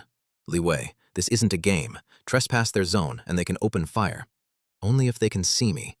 Man is about to solo buzz a 200,000 troop armada, live, with a reporter in the back seat, on the strength of, they can't see me. And Gu Qingyao, sensing doom. What are you going to do? Ever been on a US aircraft carrier? No. Huh, me neither. The Ghost Fighter didn't turn. It flew straight into the designated exercise zone, where, by international custom, the coalition has every right to shoot down a trespasser. And Li Wei, thinking ahead, cut the data panel projection off the stream because it showed his position, and the US command might be watching. Then he had Gu Qingyao, near tears, announce it. Friends, the Ghost Fighter has entered the Tri-Nation exercise zone. They may fire at any moment. I don't know if I'll make it back alive to see you all. And the chat ascended into orbit. Live streaming a challenge to the coalition? The US can see this stream too, right? I'm kneeling. World War III, time to stockpile instant noodles. 100 million people watching a village welder walk into an armada on a dare. On the Ford, Thomas was stunned because the ghost fighter had entered the zone while live streaming, a slap to the face in front of the entire world. And the stakes were real. If it strolled in and out unscathed, the myth of the USS Ford's invincibility shatters, and that shakes the whole global order. Have you found the ghost fighter? Report. Nothing, sir.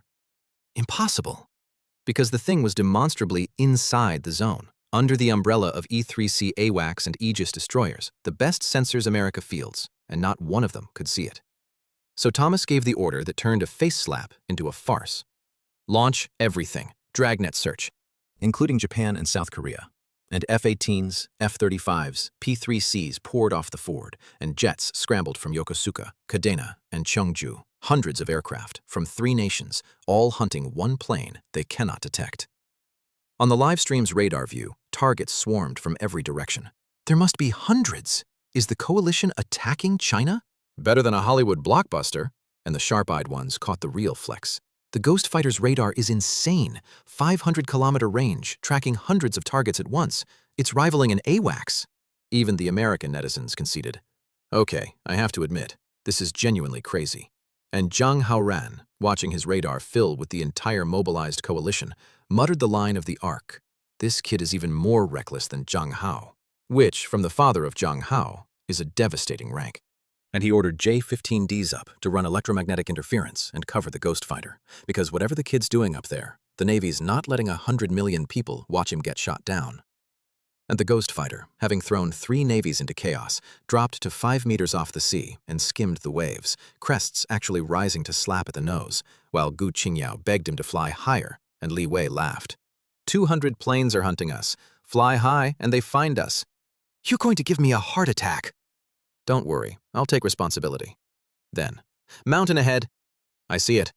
And he hugged the terrain up and over, and Gu Qingyao filmed the peak, and the stream lit up. That's Halasan. He flew to South Korea. Is this violating their airspace? Not if nobody sees it. And now, South Korea broke. Protest! The Chinese fighter violated our airspace! What is our Air Force doing? And a Chinese netizen delivered the surgical strike. Did you forget you don't have wartime operational command?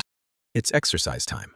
You're under the American boss's command right now. And the Russian netizen chimed in. Tovarish, well done. The ghost fighter buzzed a mountain in South Korea, and the ensuing fight was entirely in the chat. And Thomas broke too. Entered South Korean airspace undetected? Where's our THAAD? Where's the NMD? What are they all doing? Then General Kim of South Korea called, demanding he stop the Chinese fighter. Don't panic, I'll handle it. And the second he hung up, the Pentagon called. The Chief of Staff himself, General Sarah Jenkins. The Chinese fighter broke into South Korean airspace. Isn't that your exercise zone? Why didn't you stop it? Our radar can't capture the ghost fighter, sir.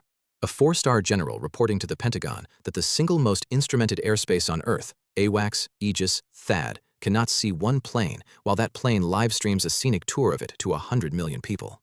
The Armada came to intimidate. It's currently starring in a comedy, and it doesn't even have a target to point at. You mean all radars? SpySats, E-3C, THAAD, NMD. Yes. And Thomas felt his face burn because the coalition's deployed force could steamroll 95% of the countries on Earth, and it was being toyed with by one plane running a live stream. And General Sarah Jenkins went silent on the line because firing on a Chinese fighter is a thing even America approaches with extreme care, before finally saying, drive it off first. On whether to fire, I'll contact the White House. And at Bin Hai Base, when someone fretted that buzzing South Korea was going too far, Elder Shu just smiled. Let the bullets fly a while. Because the stream was public, the top brass were surely watching, and no order to restrain had come, which was the order. Some people, he figured, need knocking down a peg, and today's the day. The ghost fighter turned northeast, and hundreds of coalition jets deployed to box it in, and it slipped through every net because its radar plus stealth edge is a literal map hack, one-way transparent, the whole battlefield under its control, the intelligent system threading it precisely through blind spots at a speed and agility nobody could match. On the Ford, the radar was totally blind, so the analysts were reduced to studying the live stream's radar feed on the big screen to guess where the ghost fighter was. And Thomas felt the full weight of it. The mighty American carrier strike group, reduced to watching an internet stream to find its enemy. That's the whole humiliation in one image. Then a coastline. Is that Japan? Yep, let's go see Mount Fuji. And Gu Qingyao, who'd already violated South Korea and lost all remaining scruples, announced it to the stream, and the chat detonated. Sneak in. Quiet. Don't fire a shot. Bro, you're invading airspace with gongs and drums. Does Japan not want to save face? And now Japan broke. Protests. Self-defense forces intercept now. Summon the Americans. And the Russian netizen, again. Comrade from Xia, well done. And on the Ford, Thomas got Japan's defense chief Tanaka on the line, begging for support. And Thomas told him the White House had authorized it. Japan may open fire. And after hanging up, Thomas smiled, because he had to admire how insidious the White House was. Let Japan shoot the Chinese fighter. And if it sparks a Japan-Xia clash, you drag Xia into a proxy war. The American dream scenario. But Tanaka was no fool. A blind man could see the setup, and he knew what shooting it down would unleash. The Dongfeng Express is not a joke. But you also don't lightly defy an American order. So after a long pause, he compromised. Drive it off first, fire only if absolutely necessary. And from Hokkaido to the Ryukyus, the entire Japanese self-defense force went to emergency status. F-16s, F-15s, F-35s up. THAAD and Patriot and NMD radars at full power. The sky saturated with every frequency of electromagnetic signal. And the ghost fighter, through all of it, remained a ghost. Not even a shadow. Then the snow-capped cone of Mount Fuji filled the stream, and global viewership blew past 300 million. Are they rubbing Japan's face in the dirt? Watching on my knees. Long live Xia! And the diplomatic layer lit up too. The Japanese and South Korean embassies lodged formal protests, and Xia calmly replied that it was ordering the military to investigate the matter. Translation: we'll look into whether our invisible plane is the invisible plane in your video. The whole world is now watching one welder's joyride, and the official response is a shrug. Over Fuji's summit, 3 F-15s burst out of the radar blind spot on the mountain's back, an ambush, which Li Wei had fully expected because the live stream had literally announced they were coming. The F-15s formed a triangle to trap the ghost fighter, good dog fighters, if not stealthy, and in front of the ghost fighter, they moved like, the book's words, a stumbling old lady. It looped, took their tails, owned the fight. Mount Fuji spinning in the background as the whole world watched. And on the emergency channel, Japanese Major Honda. Xia warplane, you've violated Japanese sovereignty. Leave immediately. And Gu Qingyao answered, sovereignty? You people have that? We're just here for a friendly tour. Which enraged Sasaki, who, without fire authorization, but needing to represent Japan's dignity, locked his targeting radar onto the ghost fighter as a final warning. And in the cockpit, alert, locked by enemy radar. And the stream went nervous, and Gu Qingyao, what do we do? And Li Wei, calm. Let it cool. Because a lock means nothing to a plane that hits Mach 4. Any missile would just eat its dust. But Japan had bared its fangs, and Li Wei decided that earned a lesson. Laser ready. Plasma laser charged. Locked. Ready. And then, because actually shooting down an F-15 would be a nightmare for the foreign ministry, reduce firing power by 80%. Reduced. Ready. And the stream, which had been all jokes, went cold. Laser? Did I hear that right? Is this Star Wars? And a snow-white beam streaked across the sky like a sword. And over Fuji, Sasaki saw a flash, and then a searing pain in his eyes. Because the laser at 20% wasn't lethal, but it could blind, and his terrified voice came over the open channel. My eyes! I can't see! And the excited stream went dead silent, because for the whole ride the ghost fighter had been a comedy, the fuel dump, the Wi-Fi, the flirting, and here, for 1 second, the mask dropped, and everyone saw what the thing actually is. A weapon. The pilot who locked his radar first got disabled, non-lethally, and won't fly again, and the reality of high-tech combat stunned 300 million people into quiet. This is a laser. This is real. The joke has teeth. And on the radar, the coalition's jets swarmed toward Fuji from every direction like sharks smelling blood, and the chat's tone flipped from cheering to genuine fear. Big brother, quit while you're ahead. Warrior, if you don't run now, it's too late. Stop messing around. Run! Li Wei checked the screen and agreed. 200 planes is 200 planes, and without visual stealth, sheer numbers eventually win. So he firewalled it and whistled east, and the surviving 2 F-15s didn't dare chase, because chasing Mach 4 is pointless anyway.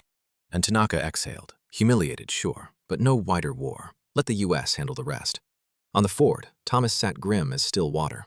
Because Shah actually built an airborne laser, destructive power unknown, but the deterrence undeniable, and stacked with the stealth and the god-tier awareness, the Ghost Fighter outright crushes every fighter in active service, and it had just slithered out of a 200-plane net without a scratch, and a restless thought crept in. It feels like the Ghost Fighter could appear over the USS Ford at any moment. Cut to that same moment on the live stream, which was having a straight-up New Year's party. Ghost Fighter is invincible. Strongest on the blue planet. Peak from debut. Is the next stop the US? And out over the Pacific, Gu Qingyao, in a great mood after bullying Japan, chatted with the stream. Friends, I didn't bring an aerial tanker this time, or I'd have gone to the US West Coast for a freedom of navigation cruise. We've flown 3,000 kilometers, burned nearly half our fuel, so we're heading home. And on the way, we'll conduct a friendly observation of the USS Ford. A single plane announcing, live to 300 million people, that it's going to go poke a carrier strike group. And the US netizens, silent for an hour, finally cracked. Strong protest, this is naked tyranny and bullying. And a Xia netizen. Why does that sound like our line? Wrong script. The whole vocabulary of grievance just switched sides, live. And Zhang Hao came back on, grave. Li Wei, stop. A carrier strike group is not something one plane challenges alone. Uncle Chin, the Ghost Fighter hasn't shown its full strength yet. Enjoy the show. The US will open fire. The missile that can hit the Ghost Fighter hasn't been invented. On the Ford, the mood was funereal, because the Ghost Fighter had toyed with hundreds of jets and made everyone accept that Shah held weapons beyond their own, an unprecedented, asymmetric edge. Thomas called the Pentagon again for fire authorization, and Ma Li gave it. The president wants it down, and asked if he needed help. And Thomas smiled bitterly. If possible, 500 AWACS. But right now, I need to cut this live stream, globally. Every minute it spreads, our prestige bleeds. The most powerful military on Earth, and its two priorities are somehow shoot down one plane, and please make the internet stop watching. And Thomas ordered every jet, warship, and submarine, American, Japanese, Korean, to close on the USS Ford. I want the entire sky filled with our aircraft. And Li Wei, approaching, knew charging a heavily guarded carrier he'd pre-announced would be reckless. So at 200 nautical miles, he cut all airborne data off the stream, leaving only Gu Qingyao's phone camera, because what came next had to stay secret. And he switched on the airborne electronic warfare suite, the Imposter, and spun up a fake target 98 kilometers off his real position and activated it. And on the Ford's spy radar, for the first time all day, a little red dot appeared. And Thomas nearly wept. We caught the ghost. God bless America. And the combat center, an hour of suppressed humiliation, erupted in applause. Thomas, clapping along, genuinely moved. They finally found it. It was a ghost of a ghost, a phantom the Ghost Fighter drew for them to chase. By now, the entire coalition, Aegis, Congo, and Sejong-class destroyers by the dozen, F-15, F-16, F-35, F-22, AWACS, patrol planes, hundreds of aircraft, had bunched within 20 kilometers of the carrier. And Li Wei looked at the swarm and smiled wryly. That's a turtle formation. Can't charge it. Time for a feint. The Imposter fed the fleet a false target, and Thomas, Mauve White House, screaming, shoot it at all costs, but military instinct screaming louder, Muth let it approach. 80 nautical miles, 70, 60, 50. Now, he slammed the table. All anti-air missiles, fire! Boom, boom. 20 Standard 3s roared off the Aegis and Congo and Sejong ships in a saturation salvo. 20 missiles converging on the Ghost Fighter in under 10 seconds. And in the real cockpit, alert, multiple missiles locked onto a false target. And Li Wei just smiled and had the decoy pretend to flee. And Gu Qingyao, pale, delivered Oscar-worthy commentary. Oh my God, the Americans fired 20 missiles at us. Will I make it home alive? I'm not even married yet. Wah. And the chat. Our goddess has top-tier acting. Okay, that's enough. Just come home safe. Because there was never any danger. 20 of the world's best interceptors chased a mirage, lost contact one by one, and detonated in empty air, while the phantom dot kept blinking mockingly on Thomas's screen. 20 Standard 3s, call it $40 million, spent shooting at a rumor the Ghost Fighter made up. And Thomas, grim, unwilling to let it escape and unable to explain a miss to the White House, gritted his teeth. 3rd, 7th, 9th, 11th squadrons, pursue, shoot it down. And 100+ jets pushed their engines to the limit and roared off, after a target that does not exist. And on the real Ghost Fighter, watching 100 aircraft scramble after his decoy, Li Wei just smiled. Because they'd emptied the henhouse to chase a paper fox, and the actual fox was now looking at a carrier with a much thinner guard. The turtle formation had finally cracked, and Li Wei pushed to the firewall and skimmed the sea straight at the USS Ford. And the second he moved, the imposter decoy went silent, so the Ford screens lost the fake, and Thomas's stomach dropped.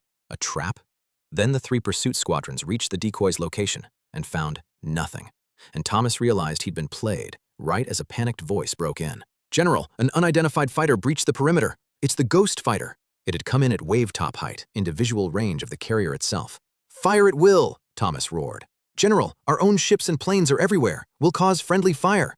"I don't care. Fire!" And every phalanx and autocannon in range opened up, a solid wall of tracer and shell, and the Ghost Fighter wove through the fireworks storm like a petrel. And then Li Wei hit the afterburner. Boom! Vector engines to detonation mode, and the Ghost Fighter broke past Mach 5, hypersonic, leaving afterimages. And the close-in weapons, photoelectric aim, but mechanical traverse and fire, simply could not physically slew fast enough to track something moving that fast and that unpredictably. Pilots gaped. Is that even a plane? A hail of gunfire covering the sky, and it couldn't touch a single hair. And the Ghost Fighter arrived directly over the USS Ford. "Aim the camera at the tail," Li Wei told Gu Qingyao. "Why? Ah!" As he banked hard, and a stream of yellow fuel poured off the tail, traced an arc through the air, and splashed across the flight deck, up the island, even smearing the combat center's observation window with oily gunk. They fuel dumped on the flagship of American naval power, on camera, live. And Thomas turned bright red and screamed, "Shoot it down at all costs," while the live stream ascended past anything yet. "Pissing on the USS Ford, legendary feat in one battle. Who is this pilot? Build him a shrine while he's still alive." And the bank, by the way, was deliberate. Level flight would have hidden the shot behind the wings, so Li Wei tilted the whole jet just to make sure 300 million people got a clean view. Friendly observation, complete. Then he leveled out and left, Mach 5, 30 nautical miles in under a minute, 100+ jets eating his dust. And Gu Qingyao still shaking. "Friends, our friendly observation of the USS Ford is concluded. We shook off a blockade of over 100 fighters. Mission complete. Heading home." And Li Wei checked the fuel. After all that going easy on them, he was nearly dry. Return now or ditch in the ocean. On the Ford, Thomas, captain of a fleet that had bestridden the planet for decades, had never in his life eaten humiliation like this. "Chase it! Shoot it down!" "General, it's too fast. It's already leaving the exercise zone." There was nothing left to do. The Armada came to intimidate a smaller neighbor and got fuel dumped on national television by one plane it never once managed to see. Li Wei finally saw his own side's carrier for the first time, a steel beast cleaving the waves, buzzed it low twice while the deck crew cheered and waved, and radioed in. "Li Wei, you're finally back!" Zhang Hao's voice cracked with relief, because he'd watched the whole thing, and it was beyond anything he'd imagined. And rather than land on the carrier, still in a tense standoff, the Ghost Fighter got a 2J-15 escort straight to Binhai base, because the kid and his plane were now the nation's most protected asset and couldn't sit in a hot zone. And at Binhai, a huge crowd waited, and beside Elder Shu stood an old man with 3 stars on his shoulder. Vice Chairman Wu of the Military Commission, a national-level leader, who stepped up and shook Li Wei's hand. "The hero who took on 3 nations has returned." "Vice Chairman Wu, I hope I didn't cause the government any trouble." And Liu laughed. "This kind of trouble? Cause as much as you want. I'll cover you." And he called Gu Qingyao a heroine too, the highlight of her career, and Elder Shu beamed, because this unsheathing the sword gamble had paid off 100 times over. "You turned the whole Yellow Sea, no, all of East Asia, upside down." "I didn't overthink it," Li Wei said. "I just couldn't swallow it and wanted to teach them a lesson." And when he worried aloud whether the humiliated Americans might do something cornered and rash, Vice Chairman Wu waved it off. "No, you handled it with real restraint." And Elder Shu, "Exactly, minimal damage, maximum insult. That's the doctrine of the whole arc," said out loud. "Minimal damage, maximum insult." He didn't sink a ship or kill a crew. He fuel dumped and flew home. It's a face slap calibrated to shame, without giving anyone a casus belli, which is somehow both the pettiest and the most strategically disciplined thing in the episode. In the internal meeting, Li Wei and Gu Qingyao walked the leadership through the operation, everyone electrified, because Xia finally had a weapon that crushes the top dog, and the confidence that brings. And Elder Shu noted the tech could be spun off, The radar, stealth, laser, and EW systems could uplift every other platform, so Vice Chairman Wu ordered a technical team to analyze it all. Then Li Wei raised the Megalodon. All units are at Binhai Base, ready to move. And Vice Chairman Wu. Zhang Hao told me, the troublemakers in the South China Sea do need a lesson. Do it. Anything happens, I take responsibility. And Gu Qingyao's reporter nose twitched at the scoop. I want to go too, and got shut down. Because the South China Sea op is a secret mission, no cameras. So she gave up and glared daggers at Li Wei, who had nothing to do with it, and said so. And Elder Shu gave Li Wei the important warning. You're a hot topic now. Guard your identity, or it'll bring you trouble. Understood. I've got zero interest in being an internet celebrity. And Gu Qingyao, half joking. Great, so all the attention lands on ME. You reporters are public figures anyway. More fame's better. I don't want crowds staring every time I step out. Stop humble bragging. People would kill for that traffic. That night, bored at the base, Li Wei scrolled his phone and got a shock. The entire internet had been colonized by the Ghost Fighter. Out of nowhere, the Ghost Fighter takes on 3 nations, the world shaken. 3 nations issue joint protest against Sha's domineering actions. Challenging a carrier group, a legend in one battle. Fuel dumping the USS Ford, who is the mystery pilot. US F-35 slid off the oil-slicked deck into the sea. Getting close to military goddess Gu Qingyao. The whole nation's celebrating, the whole world's protesting. 100 headlines are hunting the mystery pilot's name. And the mystery pilot is a broke 21-year-old lying on a cot at a naval base, scrolling it all, whose next assignment is to feed an enemy warship to a pack of nuclear robot sharks. From railings to legend, and nobody outside a handful of rooms knows his face. The whole internet was hunting the mystery pilot. Because think about the resume. Invited the goddess aboard, soloed hundreds of jets and dozens of ships, buzzed South Korea and Japan, fuel dumped a US carrier. More heroic than any Hollywood lead. So who is this guy? People speculated endlessly. Female netizens confessed love from afar and got nothing because Li Wei wore a helmet the whole time and the officials zipped their lips. So all the heat rolled onto Gu Qingyao instead, who rocketed from military goddess to national goddess, 10 million new followers overnight, the entertainment industry circling. And she called Li Wei in the middle of the night to blame him for it. Li Wei, this is all your fault! What's wrong, great reporter? He mumbled, half asleep. You're sleeping comfortably while I'm going crazy. TV stations, magazines, ad shoots, movie offers. My phone won't stop. You're a top celebrity now. You should thank me. If you shoot ads and make money, don't I get a commission? Commission your head. I'm a reporter. Making money's not shameful. Go shoot them yourself then. Suit yourself. I'm going back to sleep. I can't sleep. Want me to warm the bed for you? Pervert. The romance in this one runs on pure antagonism, and it's great. She made him a legend by riding shotgun, and now she's furious at him for it at 2 a.m. Next morning, Zhang Hao pushed him a contact card. Add her, my cousin, a great beauty. Is he setting me up? And the moment Li Wei added her, she voice called. Hi, I'm Wu Jingyi, Zhang Hao's cousin. I'll be at the base soon to discuss the Megalodon. Because Zhang Hao runs her uncle, and he'd said he'd send someone to run the operation, Li Wei just expected Navy personnel, not a glamorous cousin. 10 minutes later, a luxury car rolled in, and out stepped Wu Jingyi, sharp, commanding, all business world polish, and shook his hand. No need to be formal. You're Zhang Hao's classmate. Call me Sister Shu Yan. I'm here for the Zhou Group to assist the operation. Here's the elegant cover. The military can't be seen running the Megalodon op, so the Zhou Group, a major domestic conglomerate that Zhang Hao's mother belongs to, buys the equipment and runs the whole thing under the label of commercial ocean exploration. That way, if it ever leaks, it's a private company's business, not a government act. The South China Sea's too diplomatically delicate for the Navy's fingerprints, so 30 nuclear war sharks are about to deploy as a corporate survey project. Then Wu Jingyi moved to settle costs. First the Ghost Fighter materials, then the Megalodon. The Ghost Fighter's already settled, Li Wei said. Assessment says its materials should have cost over 100 million. You only charged 10. Others would spend 100 million. I only spent 10. And Wu Jingyi blinked, because that's hundreds of millions he just waved off, money most people wouldn't earn in several lifetimes, refused flat, by a 21-year-old without hesitation, because he won't charge more than something actually cost. And Wu Jingyi, who's seen every kind of operator in business, looked at him with genuine appreciation, because in her world, nobody leaves money like that on the table. This kid just did, on principle.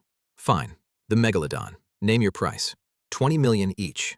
Because each one cost 5 million to build, with the military supplying the uranium, and a rival would spend double, so 20 million is fair. Done. Let's sign. And she produced a pre-drafted contract needing only the number. Li Wei skimmed it and signed, and in under a minute, a 600 million yuan deal for 30 megalodons was stamped, and a text arrived. Your account received 600 million from Zhou Group. 600 million. Li Wei is a genuine tycoon now, and it barely registered. Because with the Zenith Star system, money's just a number. The point of his life stopped being cash and became using technology to change the world. Man went from a $400 railing order to 600 million yuan, and his honest reaction was a shrug. Then he took her to see them, in an indoor dry dock hidden from American satellites, where 30 megalodons sat on a steel platform, white teeth bared, monstrous. And Wu Jingyi shrieked and jumped onto Li Wei, who accepted the situation with a smile. It looks real! It's terrifying! That's why it's called bionic. Can it really bite through an iron ship? She asked, wide-eyed. And Li Wei stacked a few steel pipes, stuffed them in a megalodon's mouth, and snap! Under 200 tons of bite force, the steel snapped like a lollipop. Even scarier than the Jason Statham movie, she marveled. Of course, it's built to gnaw warships. Bad teeth wouldn't cut it. Then he ran the console, and the 30 megalodons swung to life, leaped off the platform into the dock channel one by one and hit the water, and came alive, swift and fierce, thrashing. Li Wei set the destination, the South China Sea, put them in autonomous cruise, and 30 nuclear robot sharks slipped silently down the channel and vanished into the endless blue. A pack of 30 nuclear-powered war sharks, invisible under the waves, cruising autonomously toward a target 20 years in the making, deployed by a welder from a console in a suitcase. This is the single most sci-fi sentence in a story that already had a laser fighter, and it's just Tuesday's assignment. He called Zhang Hao, the megalodons are in the water, and got the go-ahead, plus the news that the captain was still locked in the standoff with the USS Ford and couldn't come. Wu Jingyi would assist. Just the two of us? Li Wei asked, meaning it'd be a bit awkward, one guy and one glamorous businesswoman heading to the South China Sea together. And Zhang Hao, a legendarily oblivious man, completely missed it. Don't worry, I left a Type 054 frigate down there. It'll cover you if anything comes up. Man raised a concern about propriety, and his commanding officer answered with a warship. And Wu Jingyi, who absolutely caught the subtext her uncle missed, fixed Li Wei with a look. Why are you being coy, big guy? Say what you mean. And the two of them fell into exactly the teasing banter you'd expect, her giving him a hard time, him backpedaling, both of them enjoying it, the second romantic interest subplot lighting up right as 30 sharks swim toward a warship. Because that's this story's whole rhythm, world-shaking op in one hand, screwball comedy in the other. Li Wei dropped the flirting fast. Sister Shuyan, I was joking. Let's talk South China Sea. And she'd already arranged everything, a private jet on the runway. And Li Wei, who'd only ever flown the Ghost Fighter, boarded a luxury business jet with sofa seats, a bedroom, a kitchen, and gawked because poverty limits the imagination. And his reaction to seeing a private jet was not envy, it was, I could just build one of these. Not for luxury, because it looked fun. For the Zenith Star system, a private jet isn't even a warm-up. Man's so far past money that a billionaire's toy just reads as a weekend project. 3 hours to Sanya, then a car to a pier, then a yacht even more lavish than the jet, massage tub, KTV, the works. And once he wired the suitcase console into the ship's computer, the whole yacht became a mobile command room, blue dots blinking across the nautical chart. The shark swarm, doing 200 knots, faster than the fastest torpedo on Earth, already 1,600 kilometers out, ETA, South China Sea, by night. Then Wu Jingyi pointed at the screen. The blue dots are the sharks, I get it, but what are the red dots, in a line? Underwater sonar. That line is the first island chain. And he explained. The megalodons carry pulse shortwave radar, mapping the seabed and scouting out the American listening posts. And the first island chain isn't just geography, it's a wall of US hydrophones deployed to track every Shah warship and submarine that moves. Will they detect our sharks? No. The megalodons are bionic, 30 decibels, below the ocean's own background noise. Unless you cut one open, it's indistinguishable from a real shark down there. And then Wu Jingyi noticed a red dot vanish, swallowed by a blue one. Because as the swarm cruised the island chain, it was eating the sonar nodes it passed, one bite each, on the way. You're bad, she laughed. How's it bad? The Americans built this entire net to watch us. Your uncle dreams of clearing it. Then I'm telling Uncle he owes extra for this service. Ha, this one's free. The swarm snaked down the chain, devouring hydrophones like a game of snake, ETA the deep South China Sea around 3 a.m., and, the sharks being autonomous, the two just went to their separate rooms and slept. And when the 3 a.m. alarm went, they came back to a chart that stopped Wu Jingyi cold. A dense cluster of red dots. These are all American sonar? There are so many! The South China Sea's deep water is ideal for submarines, so it's a key monitoring zone. They've worked with the Philippines for years building a massive underwater array here. So let's clear them all. Of course. What, save them for New Year's? And what started as an incidental snack on the way turned into a job, because the scale was beyond what Li Wei expected, and you can't work out front while someone eavesdrops from behind. So they split the 30 megalodons into 2 teams, 1 each, and, like a co-op video game, started clearing the red dots off the map, while down in the black deep, the sharks cruised like killers and ate sonar nodes like peanuts, 1 crunchy bite at a time. Cut to Subic Bay, the American base. On the sonar screen, the waveforms spiked, 150 decibels, brief, and Second Lieutenant Alex frowned, because that's not a submarine. Blast fishing? Nobody blast fishes at 3 a.m. And then, array nodes started dropping offline, one after another, and Sam grabbed the phone. And the next day, the Pentagon, a grim video conference. General Sarah Jenkins, Thomas, and the Yokosuka and Subic commanders, all reporting the same impossible thing. Overnight, every underwater sensor along the first island chain, from Japan to Taiwan to the South China Sea, thousands of sonars and sensors went dead. A surveillance system that cost decades of painstaking effort, that made Shah's submarines an open book, erased in a single night. And it made no sense. Most were passive sonars that don't emit, buried in complex terrain. Even the US couldn't have found and removed them that fast. Who did this? Shah? Who else? Thomas snapped. Evidence? Because if it's confirmed Shah, that's a casus belli. None yet. And then Commander Dawson hesitated. Is there any chance it was sharks? And Nedro laughed out loud. Are you kidding? And Bradley projected a video, blurry, shaking, and then a ferocious shark lunges at the camera, opens its jaws, bites, and the feed goes black. 10 seconds from an experimental underwater imaging device in the South China Sea. And the room stared. Thousands of sonars died last night. Did all the sharks in the ocean agree to bite our hydrophones together? Bradley spread his hands. It's the only evidence we have. Thomas floated robot sharks controlled by Shah. Plausible. But Bradley countered that experts confirmed the thing, apart from its size, has the infrared signature of an ordinary shark. And the meeting collapsed into disbelief. This is absurd. I'd rather believe Godzilla did it. And Ma Li, troubled, the ghost fighter humiliation, and now this, ordered it kept quiet and kicked it up to the president. The most sophisticated military on Earth is sitting in the Pentagon, seriously debating whether Godzilla ate their surveillance grid. Because the truth, a welder and a businesswoman playing co-op shark game from a yacht, is somehow the less believable option. That's the perfect crime. The answer is so stupid, nobody in power can afford to say it out loud. And the 2 perpetrators? Fast asleep on the yacht. They'd played until 7 a.m., clearing every red dot inside the 10-dash line, then anchored 50 nautical miles from Renai Reef and crashed.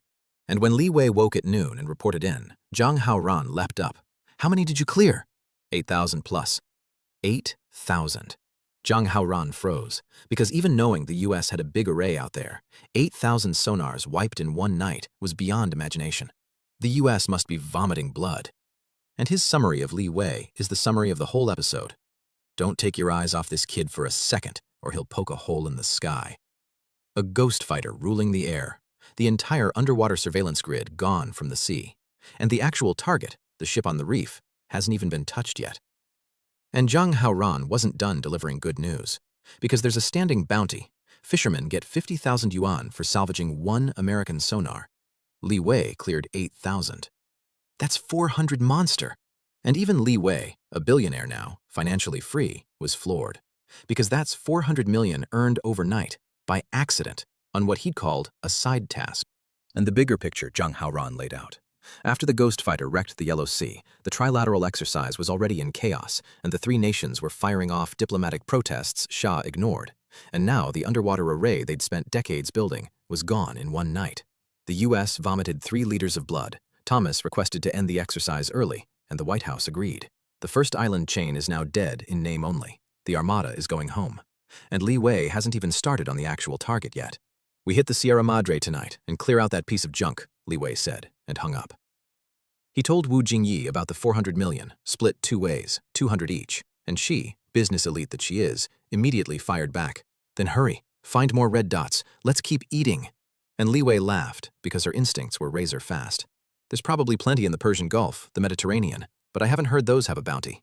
And Wu Jingyi's eyes gleamed. Doesn't matter. We start a company, underwater surveying and trash cleanup. Someone will pay. And a door opened in Li Wei's head. Because the world's been chafing under the top dog for a long time, and a private company that quietly clears foreign surveillance grids for cash, somebody, somewhere, is absolutely willing to pay. Man went to sink one ship and walked away with a global business model. Then she pushed further. What other tech do you have? Let's partner. You build, I sell. And Li Wei thought about it. Plenty of tech, but the military stuff, radar, stealth, laser, needs government permission and won't be sold abroad. Except one thing was perfect, the megalodon's artificial shark skin, a nanomaterial that looks like ordinary leather, but, on strong impact, hardens 10,000-fold, an ideal protective material. He pitched it, she misheard protective gear and pictured something completely wrong, and Li Wei had to clarify, exasperated. I'm talking about a bulletproof vest. And once she got it, the business brain snapped on. Military, police, and civilian demand. Huge market. Make the samples, I'll handle the company. Samples are already done, and he pulled 2 thin leather vests from his suitcase, and she turned them over, incredulous. This is bulletproof? It's thinner than a t-shirt. Absolutely bulletproof. So in the span of one yacht conversation, they founded an underwater cleaning firm and a body armor company, on the side, between naval operations. Li Wei doesn't start businesses. He sheds them, like a tree dropping fruit, and Wu Jingyi just walks behind him with a basket. Then it was time. Li Wei opened the console, Wu Jingyi took the helm, and the yacht ran for Renai Reef, 30 megalodons cruising below like underwater cavalry. An hour later, the atoll came into view, a ring of reef around a jade-blue lagoon, sea and sky merging, and the one ugly thing in all that beauty, the BRP Sierra Madre, a rotted hulk grounded 20 years, so rusted it looked like the waves could dissolve it. The yacht slowed and circled a few hundred meters out, and Li Wei studied the ship and already had his plan. On the deck, 7 Philippine personnel, the highest-ranking, Lieutenant Santos, spotted the yacht through binoculars and figured it was just a rich couple out for a sea trip. Meanwhile, the shark pack had already slipped silently into the lagoon and surrounded the ship. On the yacht's screen, a 3D model of the Sierra Madre appeared, hull integrity 100%, mapped by the shark's pulse lidar. Everything was set. Li Wei gave the attack command. Underwater, a megalodon opened its jaws and clamped onto the ship's bulbous bow. Creak, and under 200 tons of bite force, the rusted bow crumpled, and with one thrash, a whole steel plate tore free, and the Sierra Madre swayed. On deck, Botra startled. Waves? And then someone screamed, "Sharks!" And when Botra looked into the water himself, his legs nearly buckled. Giant sharks, 20 meters, bigger than whales, prehistoric monsters with rows of white teeth and knife-blade dorsal fins were tearing the hull apart, ripping tough marine steel off like slices of bread, and there were dozens of them. And the crew stood dumbfounded. What kind of shark is this? Even if it's a shark, what's the point of biting steel plates? Botra's brain reached for any explanation. Could they have been mutated by nuclear wastewater radiation? Because a foreign power sent a robot shark army to eat our ship is not a thought a human mind arrives at on its own. Then a speedboat trailing black smoke roared into the lagoon under a Philippine flag, and Li Wei tensed. Rescue already? Renai Reef is 300 kilometers from the Philippines, but the crew cheered. It was a Navy supply boat, the small kind they use because big ships get spotted by the Chinese Navy. And as it approached, the men aboard saw the megalodons, sharks nearly the size of their own boat, and their souls left their bodies. The driver hauled the wheel around to flee, ignoring Botra's shouts. Too late. A megalodon burst out of the water and clamped its jaws onto the speedboat's bow. Snap! The bow came clean off, seawater flooded in, and the pack tore the little supply boat to pieces in seconds. The crew emptied their machine guns into the water, and the megalodons didn't so much as flinch. Bullets mean nothing to a titanium war machine, and the boat and its men were simply gone. And on the Sierra Madre, Lieutenant Santos felt his own bladder betray him, then snapped to and screamed to call headquarters. And the call that followed is the funniest, hopeless phone call in the episode. Because how do you report this? Colonel De La Cruz, rescue us, now! Giant sharks are attacking the ship. Giant sharks? What are you on about? 20 meters long, ferocious, tearing the steel plates, they ate the supply boat. And Penang, gently, like talking a man off a ledge. "Lieutenant, I know it's hard out there, and you want to go home. You're a soldier." "Colonel, I'm not asking for leave. I need warships." "You've worked hard, Botra. I'll apply to rotate you home early." "That's not—" His own command literally thinks the 20-meter shark story is a nervous breakdown from a lonely man who wants off the reef. The perfect crime again. The truth is so absurd that reporting it accurately gets you offered a psych rotation.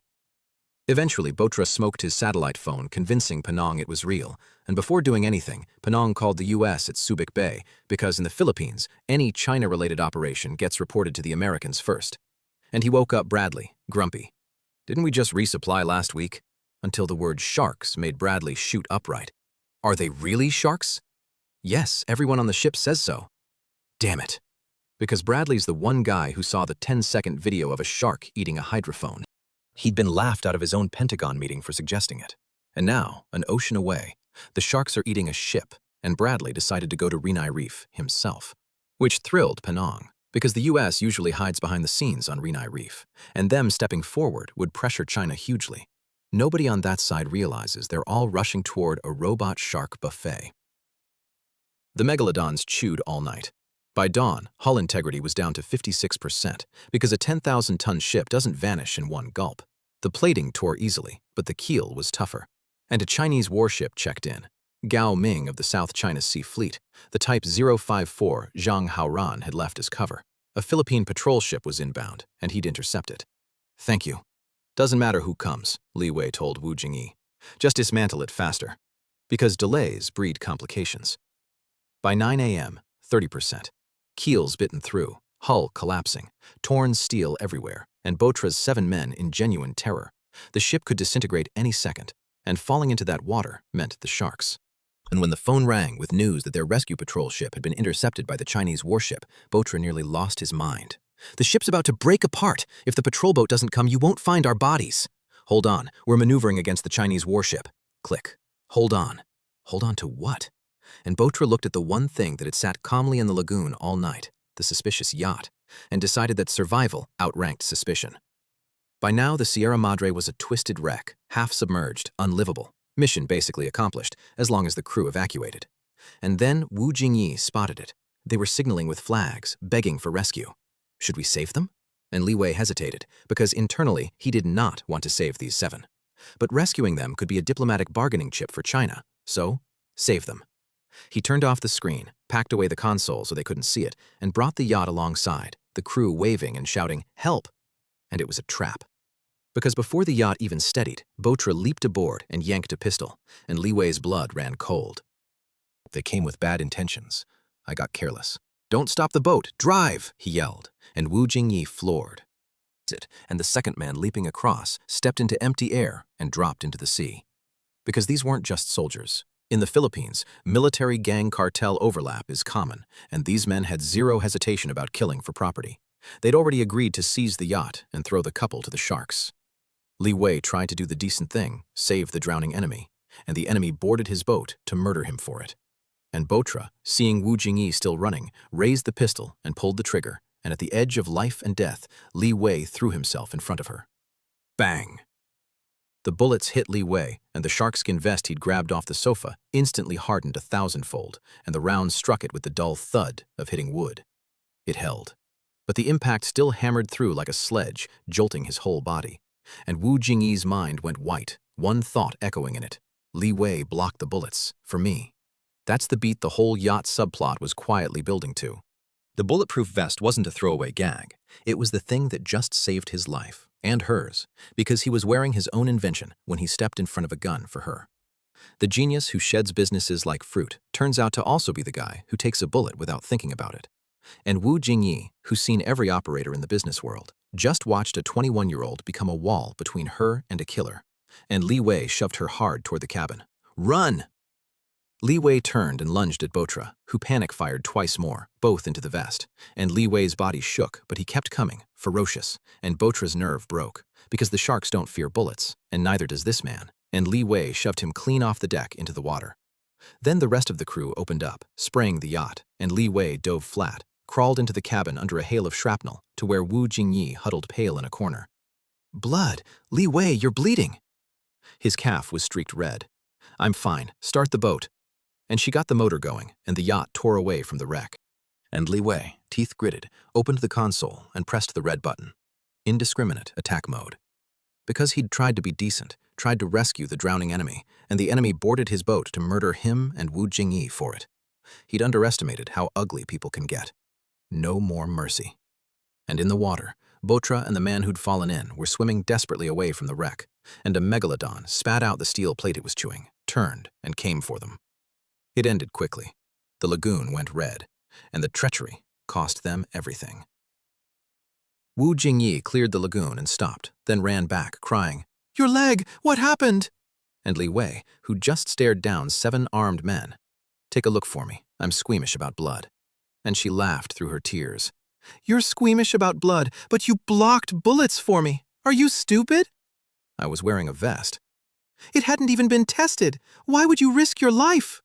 And her eyes glistened, and Li Wei got flustered under the look. She's not about to propose marriage, is she? And deflected into a joke.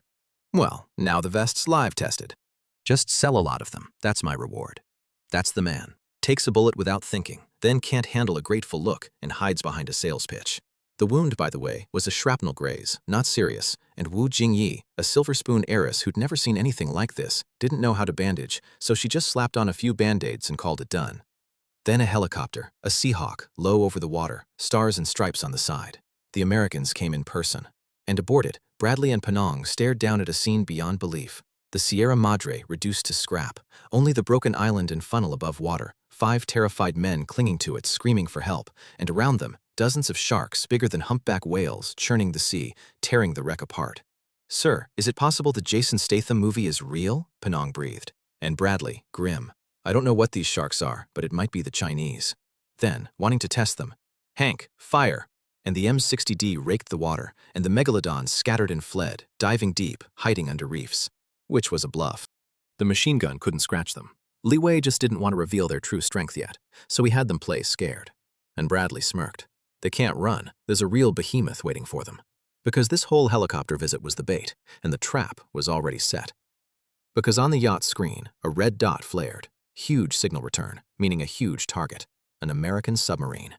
And it sat squarely across the lagoon's only entrance, the shark's only way out. Trying to block me? America, don't mistake who's the hunter here.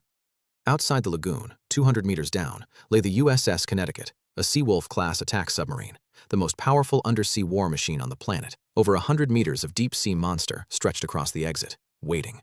And its captain, Sanders, was annoyed, commanding the finest attack sub ever built and sent to deal with sharks, a waste of taxpayer money, until Bradley radioed, "The fish are running, make your move." And Sanders said, "Calm. Don't worry. They can't run." Because the Megalodon's ultra-quiet stealth beats passive sonar, but the Connecticut lit off high-frequency active sonar at close range, and at this distance, the sharks had nowhere to hide. Sanders locked them up, 5 nautical miles out, and ordered, "MK-48s, tubes 1 through 5, fire!" 5 wire-guided torpedoes streaked out, each one enough to sink a 10,000-ton destroyer.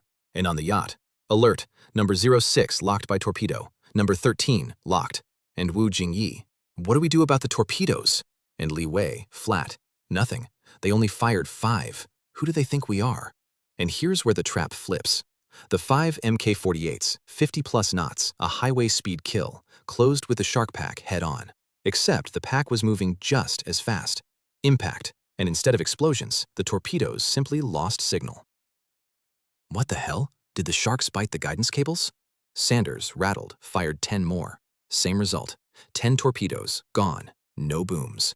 And Sanders finally grasped the horror. 15 MK-48s, enough to annihilate a fleet, hadn't touched a hair. "Fire the rest." All of them. "All, sir?" "All." And the Seawolf emptied its magazine. 35 more, 50 torpedoes total, an extravagance no Seawolf class had ever done in history. And at 500 meters, the shark pack entered the sub's ultra-high-res cameras, and the crew finally saw them clearly. Ferocious faces, bone-white teeth, and then witnessed the thing that broke their minds. A torpedo slammed into a megalodon at full speed, and the shark bit it, deliberately avoiding the warhead at the nose, chomping the middle, and snapped the heavy MK-48 in 2 like a chocolate bar, without slowing down at all. And the combat center went white. It avoided the warhead? It knew where the warhead was? What kind of shark is this? Sanders' mind buzzed. Godzilla on the screen would have shocked him less. And then the pack swarmed in and surrounded the USS Connecticut. Hunter and prey reversed. 50 of the world's deadliest torpedoes, eaten. And a Seawolf-class nuclear submarine, the apex of American naval power, is now ringed by 30 nuclear robot sharks that treat its weapons like a snack. Sanders forced a smile that didn't reach his eyes. Don't worry. The Connecticut isn't something a shark's teeth can enjoy. He was wrong immediately. The floor lurched, the whole combat center tilted, and the crew panicked. Turbulence? It's the sharks! Are they trying to flip us? Because outside, several megalodons had clamped onto the sub's stabilizer fins and sail and were pushing and pulling in concert, and 5,000 horsepower each, working together, forcibly rolled a 10,000-ton nuclear submarine upside down. Crew and gear crashed to the ceiling, alarms screaming, and Sanders was dumbfounded because a flipped nuclear sub isn't something he'd never seen, it's something he'd never heard of. And the sub's balance design made it unstable inverted, so it rolled back, and the sharks flipped it again, back and forth. The interior a chaos of tumbling men and flying equipment. Sanders bouncing off the ceiling and back to the floor, seeing stars. And Bradley radioed in. Sanders, how many did you catch? And Sanders gasping. These sharks are monsters. I've been attacked. The Connecticut's been flipped over. Flipped over? Upside down. I need support. And Bradley, unable to even picture a 10,000-ton sub being flipped like a pancake, reached the one certainty available. These sharks must be under human control, because nothing else explains it. And his eyes went to the yacht, slipping away in the distance. Too suspicious. Wrong place, wrong time. Definitely not sightseeing. The yacht's the problem. Chase it down. Meanwhile, Li Wei kept the pack savaging the Connecticut, though its HY-100 steel and rounded hull gave the 200-ton bite nothing to grip. So they went for the protrusions, fins, sail, and propeller, shearing the blades off one by one until the apex of American undersea power sat dead in the water, propeller chewed down to the shaft. Then, Li Wei, the helicopter's chasing us. The Seahawk swept in and cut across the yacht's bow, and Li Wei's stomach dropped, because the megalodons owned the sea and the deep, but he had nothing for a Hellfire-armed helicopter in the sky. The M-60D stitched warning spouts across the water, and an ordinary yacht cannot fight an attack helicopter, so he stopped. And then he looked at the helicopter, hovering 30 meters up, and had an idea. Wu Jingyi, go stall them. And while she went topside and mimed with the frustrated aircrew, them gesturing drop anchor, her gesturing let us sail, a whole silent pantomime, Li Wei quietly peeled a megalodon off the submarine and brought it under the yacht toward the chopper. Bradley, impatient, ordered more warning shots. Da-da-da! And Wu Jingyi shrieked and fled to the cabin. They shot at me! And Li Wei, I'll get them back for you. And underwater, the megalodon had crept in behind the helicopter, coiled, and he tapped the key, and the shark erupted from the sea like a kunpeng spreading its wings, 10 full meters clear of the water, blotting the sun, and bit down on the Seahawk's tail rotor. And a helicopter cannot carry a shark. Like a sparrow snatched by a cat, it lost all balance and splash. Dozens of tons of shark and aircraft crashed into the sea together, the spinning blades snapping the instant they hit water. A shark took down a helicopter. Wu Jingyi just stared. Li Wei's war sharks now have a confirmed air-to-air kill. Then Li Wei called Zhang Hao. Uncle Qin, the Madre mission's complete. Fantastic, Xiao Wei. This changes the whole South China Sea. One thing. An American helicopter crashed near Renai Reef. Send rescue. An American helicopter? Because that's Chinese territory. No small matter. And before Zhang Hao finished processing it, Li Wei dropped the next bomb. Also, there's an American nuclear submarine. Propeller chewed to the shaft. Can't move. You handle it. A nuclear submarine?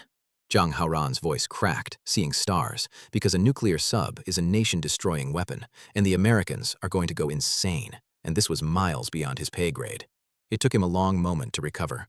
Send me the location. I'll dispatch people now. Man sent a welder to gnaw on a rusted hulk, and the welder handed back a crippled Seawolf-class submarine and a downed helicopter as bonus loot. And then Li Wei showed the mercy the enemy hadn't. On the bow, Bradley and Penong were floundering in the water, screaming for help, and Li Wei, though he had no love for them, didn't want them to drown before rescue arrived, so he tossed them the yacht's lifebuoy, and they scrambled for it. And Bradley, who survived Afghanistan and Iraq only to nearly die in this lagoon, noticed something that rearranged his soul. The terrifying shark that dragged his helicopter down had circled the men in the water and just left, without touching them. And now a Chinese man had thrown him a lifebuoy. Thank God, he thought, and his faith became firmer than it had ever been. The war sharks are precisely controlled enough to spare the helpless, and the villain left the enemy a lifeline, because the whole doctrine, again, is maximum humiliation, minimum death. Then a text. Your account received 216,100,000 from the Fisheries Administration. The sonar bonus, approved and paid, because government efficiency is remarkable when the right people are involved. They ran north to Sanya, checked into a 5-star sea-view villa, Wu Jingyi being a genuine rich girl who does not sleep on yachts, and Li Wei slept till noon, woken by Gu Qingyao, cold. Where have you been? Couldn't even call. I was at sea. Have you seen the news? You've ruined me. I've been sanctioned. Sanctioned? Why? Because someone violated foreign airspace. Japan and South Korea banned me from entering. And Li Wei cracked up. Just you? Why not me? Because getting the good deal isn't enough. They'd have to know who you are first. Because Li Wei's identity is locked down tight, the online hunt for the mystery pilot has quietly vanished under official intervention. So the whole world's punishment for his one-man airspace tour landed on the one person whose face they knew, the reporter in the back seat. She wanted to shop in Tokyo. Now she's sanctioned. The comedy tax of being famous next to an anonymous legend. And then the two love interests met, by phone, by accident. Because mid-call, Wu Jingyi bounced in, excited, and Gu Qingyao heard a woman's voice on the speaker. Why is there a woman there? She's my business partner. What kind of partner? Don't you go finding some disreputable woman. And Wu Jingyi, not having that, snatched the phone. Who's disreputable? Who are you? I'm Gu Qingyao. Who are you? Ah, reporter Shen. Fame's grown, and so has the temper. Who are you? Listen well. Wu Jingyi, of the Zhou Group. The two women in Li Wei's orbit, the national goddess reporter and the conglomerate heiress, just found out about each other, live, on speakerphone, and squared up instantly. Li Wei just crippled a nuclear submarine this morning, and the fight he's least equipped to survive is the one now happening on his own phone. The name Zhou Group made Gu Qingyao realize she'd misjudged, and she apologized fast, and Li Wei snatched the phone back and bailed out of the call, because these two women are absolutely not to be trifled with. And Wu Jingyi just smirked. Why so panicked? We haven't done anything to feel guilty about. And Li Wei, deflecting hard. What was that opportunity you mentioned? Sanya's hosting a defense exhibition. I secured us a booth through the Zhao Group for the bulletproof vest. It's international, foreign buyers too. Which is the pivot. The sharkskin vest is going to market. And knowing Li Wei, the market is not ready. Sanya International Defense Exhibition. Flags, crowds, arms dealers and military reps from every country. Fighter jets and tanks and missiles outside. Models and multimedia inside. And in a far corner of Hall 2, Li Wei sat, depressed. Because the dream was grand. And reality was harsh. He'd figured that showing up with Zenith Star Tech meant signing contracts by the fistful. And instead he'd been sitting half a day and not one buyer had come. If I'd known, I'd have brought the Ghost Fighter to show them what far ahead means. Except he can't. Xia doesn't publicly exhibit gear before it's widely deployed. So his booth is in a corner you'd need a map to find, holding exactly one exhibit. The leather vest he wore to take a bullet, draped on a plastic mannequin, alone. Registered, still, as Jianguo Machinery Factory. No logo, no profile, a rustic name and a bare booth. A 3-no company at an international arms show. And when Li Wei suggested livening it up with his slogan, specializing in aircraft carrier manufacturing, nuclear submarine maintenance, missile polishing, Wu Jingyi snapped that it'd get them thrown out. So he gave up. Across the aisle sat Da Qin Materials, a veteran domestic vest brand, booth full of dazzling soft and hard vests, buyers streaming in, orders signing by the minute. And Da Qin's manager Guo, hearing Li Wei tell Wu Jingyi their orders would explode once the test results came out, curled his lip. Explode? That leather thing of yours would be lucky to pass level 1. Sexy cut, though. You could wear it pole dancing. And Li Wei just smiled. Manager Guo watches a lot of pole dancing, apparently. And then bet the house. If this vest doesn't hit level 4, I'll wear it and pole dance on the spot. And Chen laughed and pointed to his own armor-like heavy vest, the Iron Pagoda, and countered, if yours hits level 4, I'll pole dance for you. Deal. Sister Shuyan, get ready to watch a pole dance. Here's why Chen was so confident. Level 4 is the top of the internationally recognized NIJ ballistic scale, 6 levels, and level 4 is the highest an individual vest reaches, achievable only by heavy, hard armor. The best a soft vest ever manages is level 3A, and Li Wei's vest is thin, light, soft leather, By every rule Chen's learned in decades, that's a level 1, tops. So betting it hits level 4 is, to him, betting the sun won't rise. He's seen 1,000 vests. He can read the level at a glance. He's about to learn that nanomaterial that hardens 10,000-fold on impact does not appear in his decades of experience. At the test center, they ran the levels in order. Level 1 first, different bullets, different velocities, deformation measured. And the shark skin vest passed level 1 easily, which stirred nothing, because everything passes level 1. A vest that couldn't isn't a vest. But it did make Manager Guo do a small double take, because that thin, soft leather passing it all was a mild surprise. And he reframed it as a business opportunity. Young kid, no experience, sitting on a decent lightweight level 1 product. Buy the tech cheap, and it's a steal. So he strolled over, congratulated Li Wei, confirmed a machine shop has no dedicated vest production line, so there's no way you mass-produce this, and made his pitch. Sell me the technology, I'll produce it, you profit instantly. And Wu Jingyi nearby chuckled, because Manager Guo had picked the exact wrong mark. Li Wei's sitting on hundreds of millions and cannot be bought off with peanuts. How much? Li Wei asked, calm. Chen held up a hand. 5 million. And Li Wei pushed the fingers back down. Keep your 5 million and go warm up for that pole dance. Back at the villa, neither of them was worried about the empty booth. Both had total faith in the vest, and over dinner, the TV caught their attention with news. A U.S. helicopter crashed in the waters near Renai Reef for unknown reasons. Personnel rescued by the South China Sea Fleet's 054 frigate. The U.S. nuclear submarine Connecticut also intruded into the same waters and has lost power, currently trapped. Our foreign ministry has lodged a solemn protest. So the naval op had bloomed into a full international incident, because after Li Wei left, the crippled Connecticut, propeller gone, fins wrecked, sail leaking, listing badly, had no choice but to surface, and a U.S. nuclear sub surfacing in Chinese waters is an earthquake. China deployed the whole South China Sea Fleet. The U.S. forces in the Philippines demanded to enter and rescue, and China refused, declaring the U.S. violated its waters and airspace and that the Connecticut must submit to a security inspection before any rescue. And the local bully of the planet cannot accept a humiliating inspection of its most secret submarine, so it threatened acts of war and claimed its helicopter and sub were attacked by Chinese-controlled giant sharks and demanded China reveal the tech it had stolen from the U.S. The Philippines piled on. 3 parties, 3 stories, a hard standoff at Renai Reef, and the whole world watching, bigger than the Yellow Sea exercise from days before. Li Wei called Zhang Hao to offer the megalodons, but the captain was in a great mood.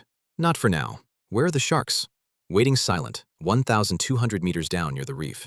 Good, stand by. We've got the upper hand. The U.S. is in big trouble. Because the genius of it is total. China didn't shoot anyone. A crippled American sub simply surfaced, uninvited, in Chinese waters, and now China gets to play the wronged, reasonable party, demanding a lawful inspection, while the U.S. flails between give back our sub, reveal your shark tech, and you stole this from us, with zero evidence and a story that sounds insane. Maximum humiliation, minimum death, and the moral high ground handed over gift-wrapped. And it all traces back to 30 robot sharks and a welder on a rented yacht. And that night, Gu Qingyao and the bureau chief went back on the live stream, and before they could even start, the chat was already howling one thing. Bureau chief, what about the ghost fighter? And the bureau chief broke into a cold sweat, because this generation of netizens is impossible to manage. But the bureau chief earned his title, launching into eloquent denial. The U.S. is slandering us. A 20-meter giant shark? Are they filming a movie? They violate our waters and then accuse U.S. first. And Gu Qingyao. Right, how could a shark attack a helicopter? Even the Jason Statham megalodon isn't that strong. The U.S. watches too many Hollywood movies. If it's really a shark, there's only one explanation. Mutation from Japan's nuclear wastewater. They should investigate Japan. And when asked about the robot shark theory, the bureau chief delivered the masterpiece. I consulted experts. Bionic machines worldwide are all lab stage concepts, nothing combat deployed. A robot shark that attacks a helicopter and a nuclear submarine? Even Hollywood wouldn't dare film that.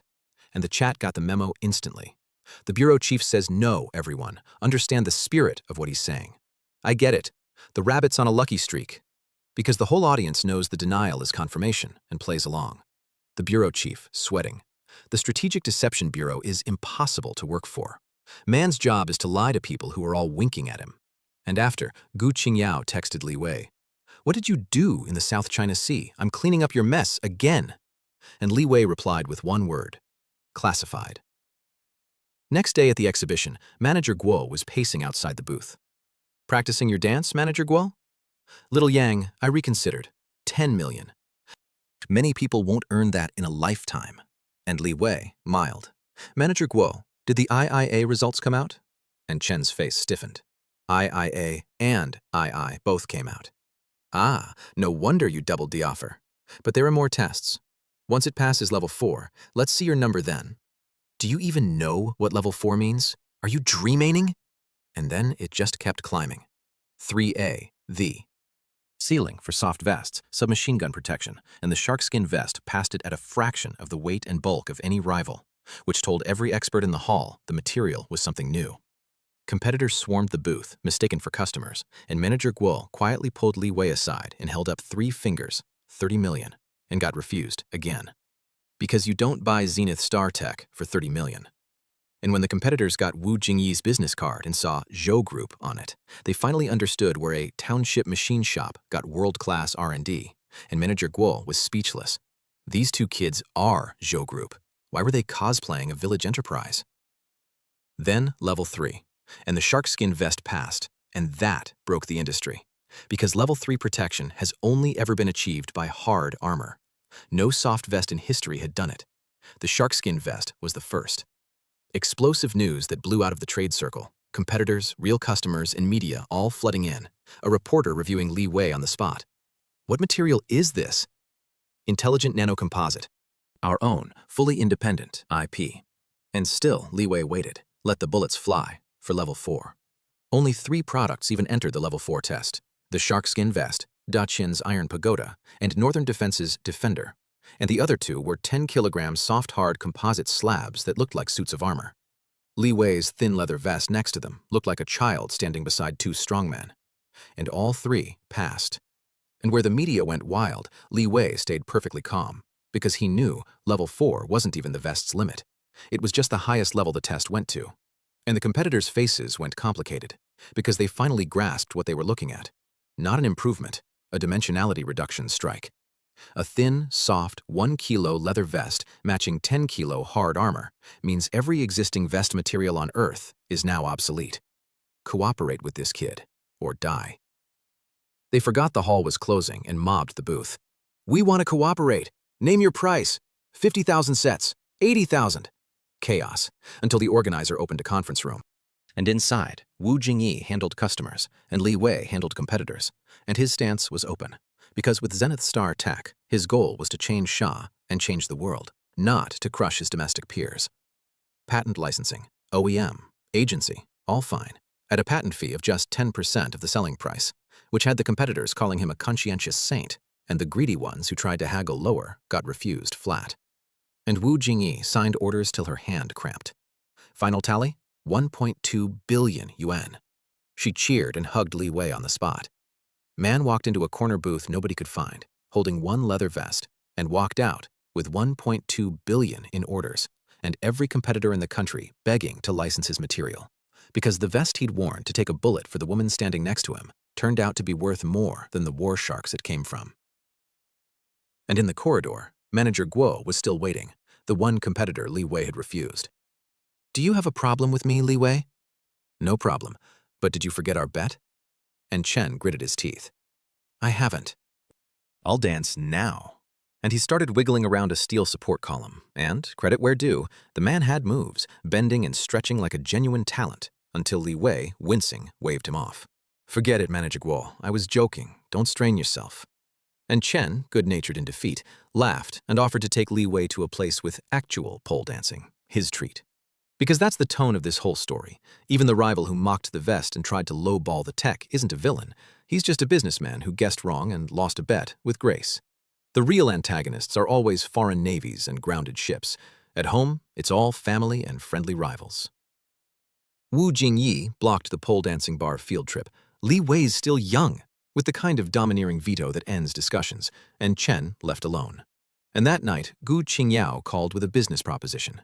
Are you selling shark skin vests in Sanya? I want to pre-order 100,000 sets. Li Wei nearly choked.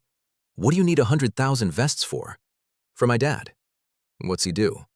Ministry of Public Security. Oh, no problem. I'll cut you a 10% kickback. I don't want that. My dad would disown me. Fine. Just tell him it's the bride price. Are you looking for a beating?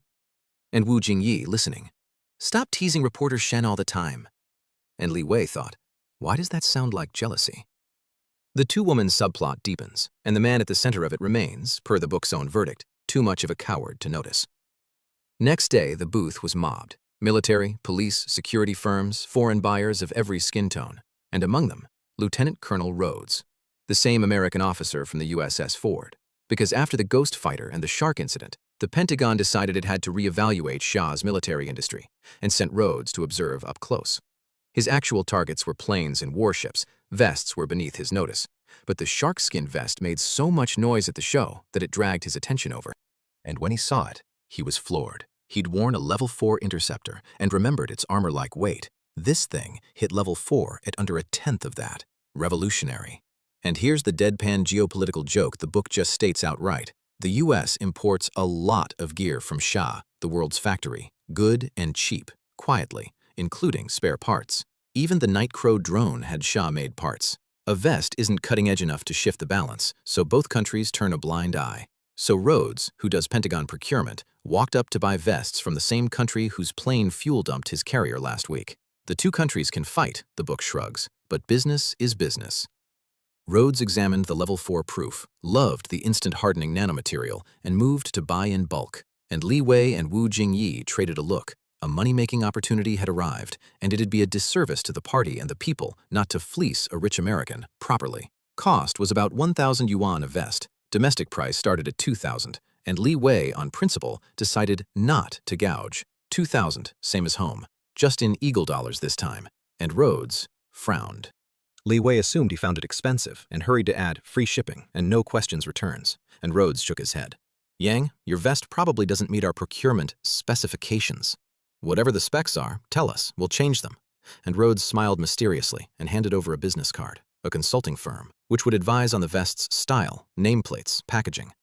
And Li Wei was baffled. Style and nameplates are trivial. Why hire an expensive American consulting firm? Until Wu Jingyi, business elite that she is, caught it in a flash, took the card, and said, "We'll consult them, but the price goes up." And Rhodes smiled. "Of course, requote." And she said, 4,000 Eagle dollars. And Rhodes nodded, satisfied, while Li Wei nearly tripped over his own feet. Because it finally dawned on him, the consulting firm takes a kickback. This is how the Eagle's famous $1,280 coffee cups and $10,000 toilet seats are born. He genuinely just witnessed defense procurement graft as a live demo, and his awed conclusion is the funniest line in the arc. This kickback technology is 20 years ahead of us.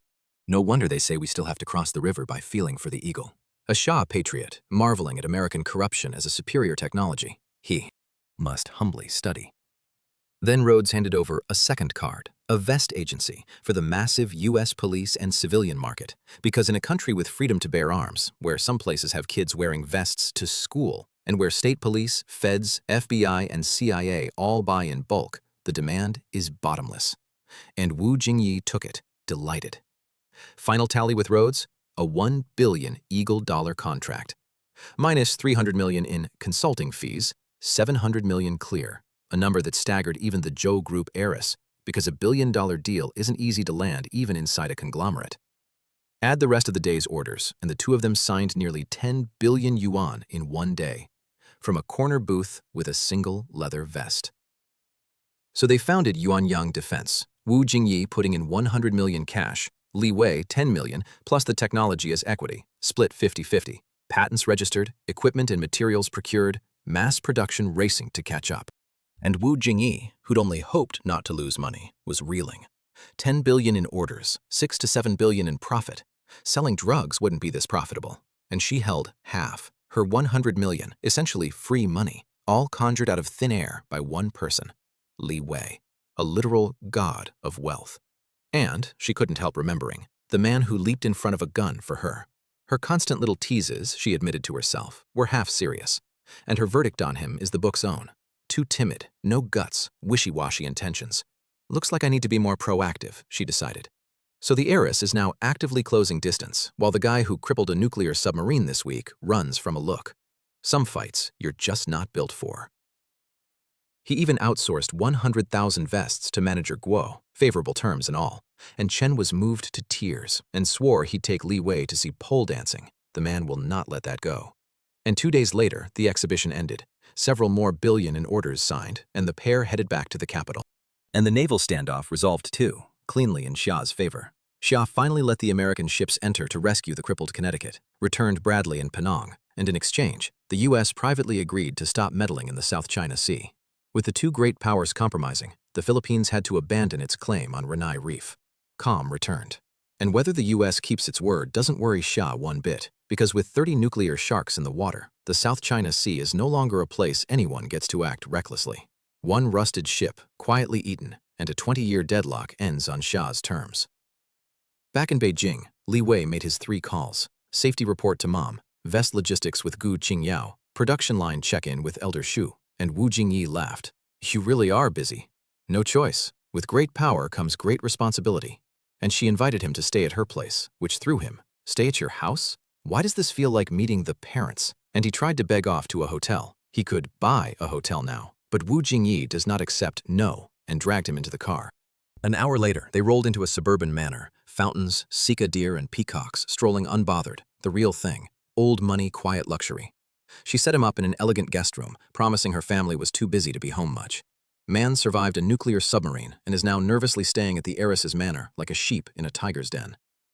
Then a text from his old college class monitor, Huang Liang, inviting him to a class reunion.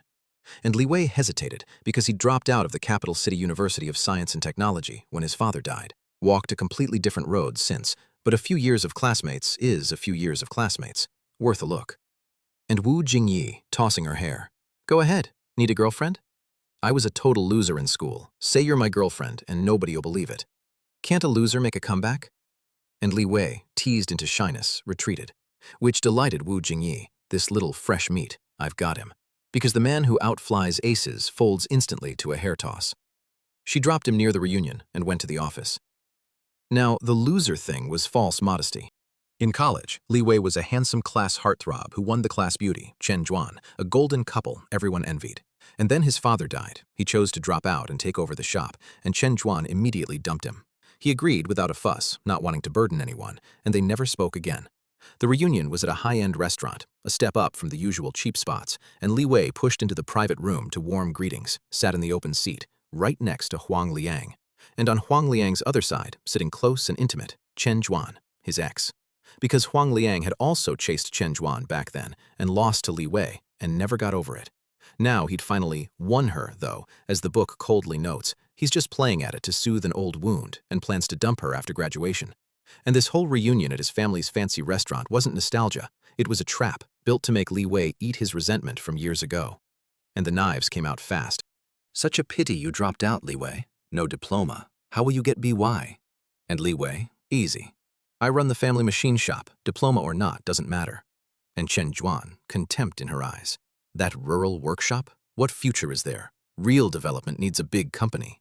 And Li Wei nodded, unbothered, because it wasn't pleasant, but it wasn't wrong either, by everything they knew. Then the class piled praise on Huang Liang, landed a spot at the Zhou Group, 6-figure starting salary, and the reveal that sealed his status. This hotel is a Zhou Group property, and Huang Liang's dad is the general manager here.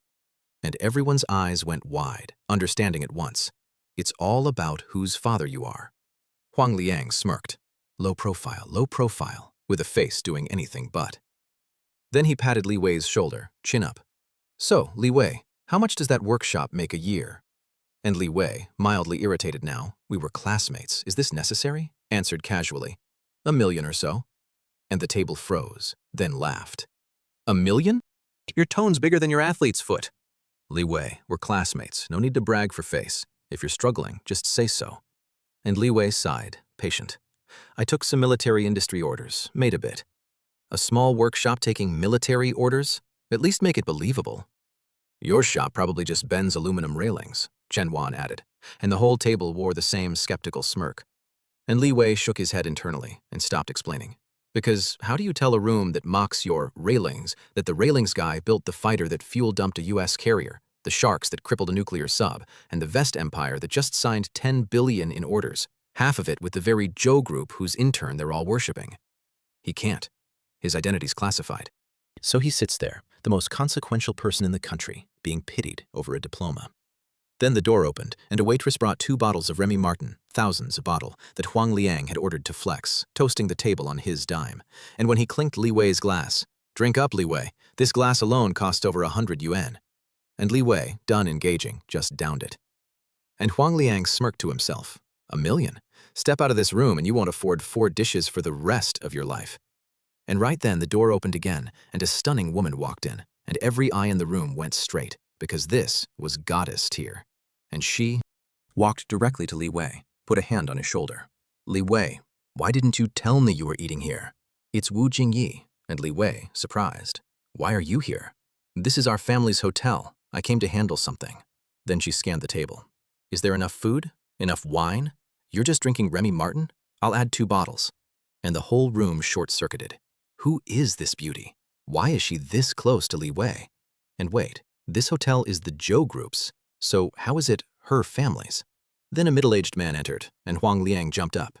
"Dad!" And Chen Zhuan stood too, playing the dutiful girlfriend. "Hello, Uncle Zhao." And Huang Guang, the hotel's general manager, ignored them both completely and walked straight to Wu Jingyi, deeply respectful.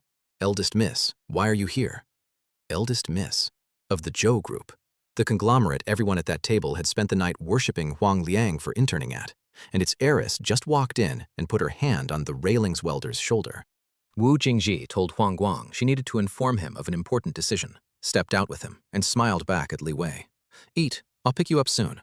And the room sat petrified until someone finally croaked. "Li Wei, who was that?" "The eldest miss of the Zhou Group."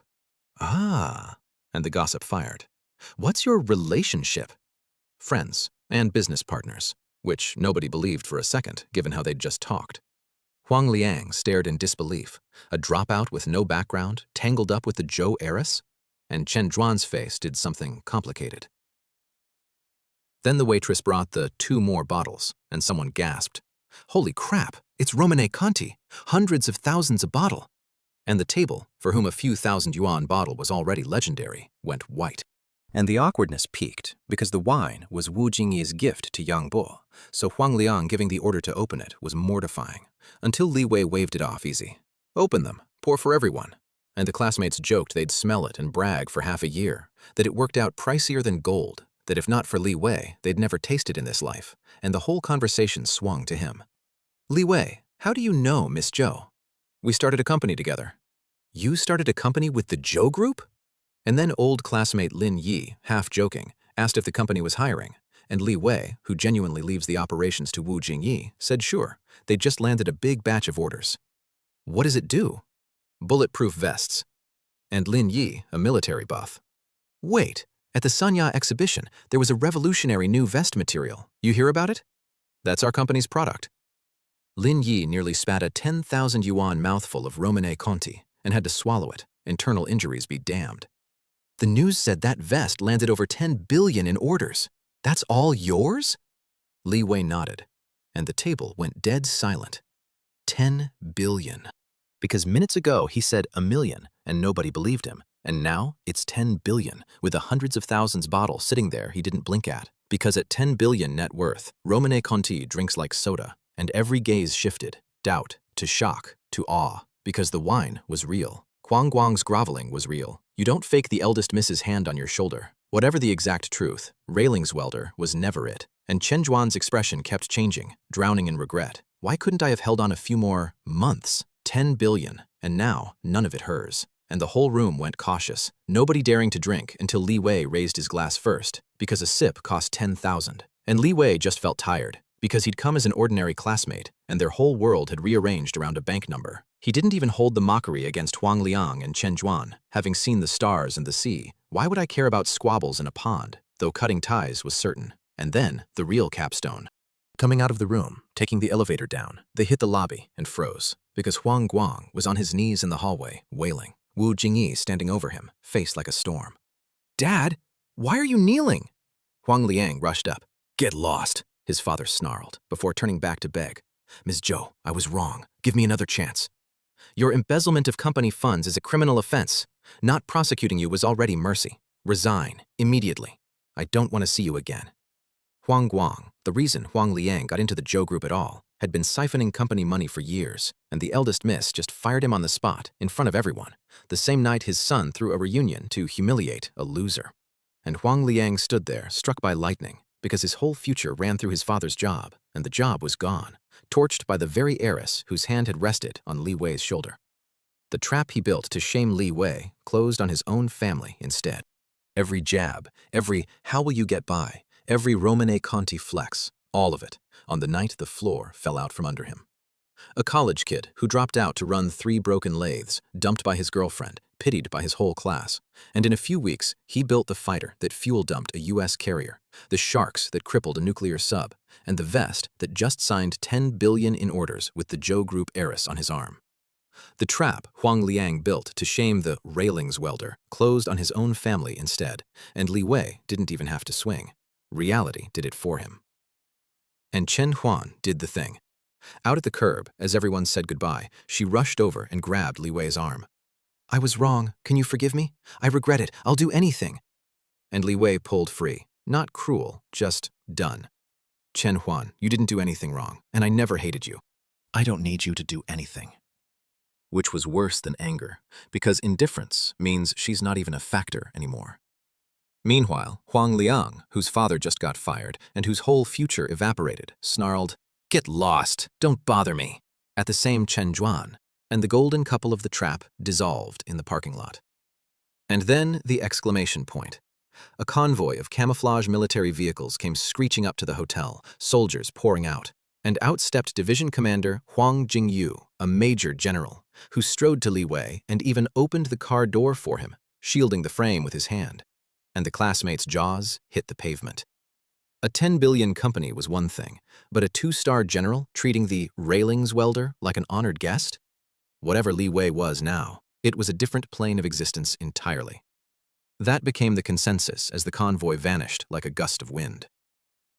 But this wasn't a flex, it was an emergency. The Eagle's B-211 has arrived. And Li Wei's face went stern, because the B-211 is a strategic bomber carrying nukes, probing the edge of Shah's airspace. A naked nuclear threat, from a nation-ending weapon, and even probing the perimeter, is extreme hostility. Why would they do this? And Zhao Kaifeng, Rai, isn't it because of you? The Yellow Sea, the sharks? You provoked them. Now they want their face back. Fine, then just drive it off. And Zhao Kaifeng sighed the sigh of a man with bad news. There was a leak in the Ghost Fighter technical team. The Eagle got the stealth coating, bribed a technician with $10 million, and applied it to the B-211. Our radar can't detect it. And Li Wei went cold, because he knows better than anyone how advanced that tech is, and in enemy hands, the consequences are unimaginable. A human leak. $10 million for the stealth formula. Though it did burn one of the Eagle's spy networks in the process. And Li Wei's honest first reaction, the most Li Wei reaction possible. $10 million? I didn't even make that much off the whole fighter. And Zhao Kaifeng rolled his eyes. Focus, kid, it's not about the money. Because now, the only thing that can see the B-211 is the Ghost Fighter, and there's one guarding the capital. Everywhere else falls back on swarms of jets doing visual patrol. The pressure's enormous. At the base, in the intelligence room, Elder Shu lit up. Li Wei's here. Now I feel confident. And introduced Elder Zhang, a titan of the military industry like Elder Shu, but for bombers, the man behind Shah's H-6K upgrades. And Elder Zhang, who'd heard Li Wei was young, was still floored to see a designer of the Ghost Fighter with the face of a high schooler. And Li Wei's fix was immediate. Simple. Put the Ghost Fighter's radar on a vehicle. More power, 1,000-kilometer range. 5 units covers the whole southeast. Elder Shu. We thought of that, but the production line isn't ready. Only you can build it. No problem. About a week. But Elder Jiang went deeper, to the real problem. Radar only solves the immediate crisis. The best defense is offense. Why is the Eagle so shameless? Because we have no strategic bomber that can threaten their homeland. And Li Wei agreed completely. The Ghost Fighter and the radar are homeland defense weapons. They don't make the enemy feel real fear. Only a strategic bomber is a sword you can hold to the other guy's heart.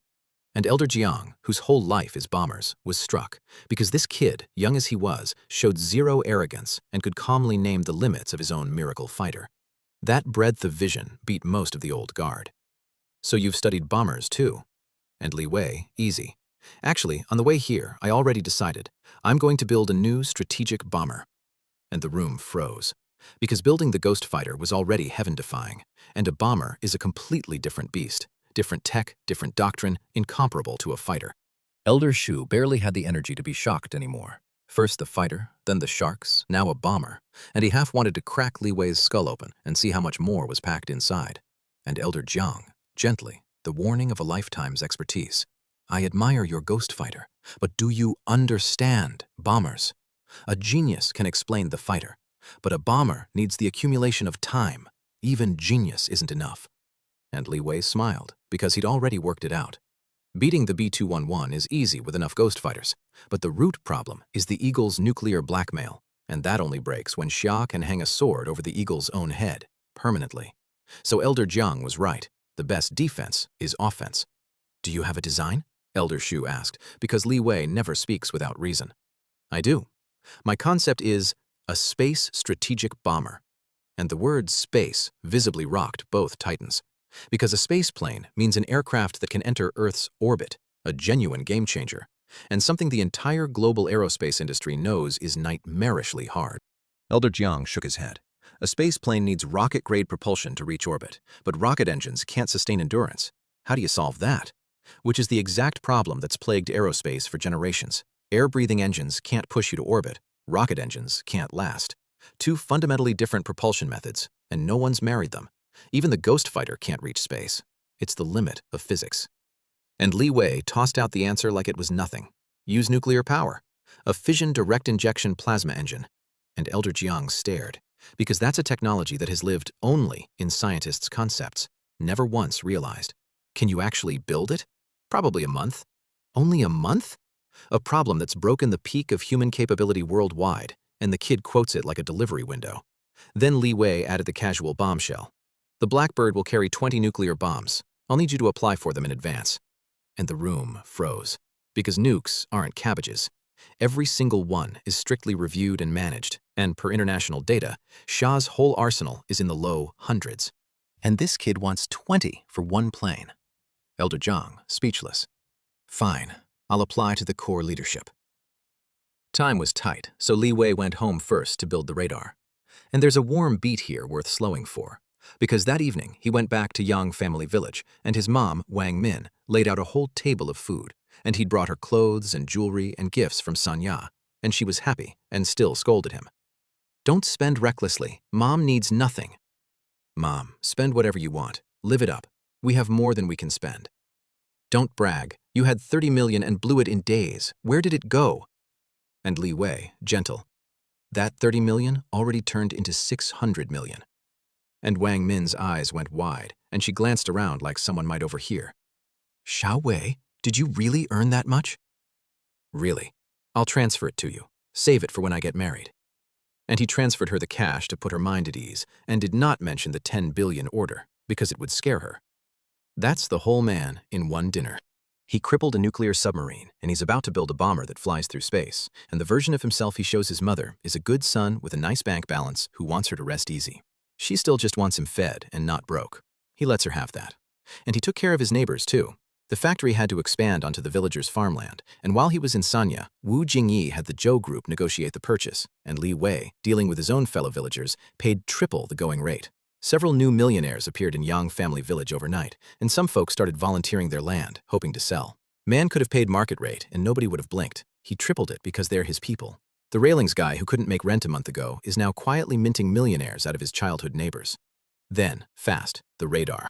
Vehicle-mounted phased array is basically the airborne unit with looser weight limits, so Li Wei cranked out 1 a day, 5 in 5 days, spent 2 days bolting them onto Zhao Kaifeng's heavy trucks, and by day 7, 5 vehicle-mounted full-band phased array radars. Done.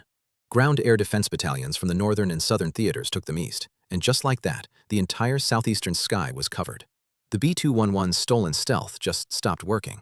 The bomber that thought it was invisible is now lit up on 5,000-kilometer radars, and the nuclear blackmail edge the Eagle paid $10 million to steal evaporated in a week, because the guy they stole from just built a better sensor to see through his own coating.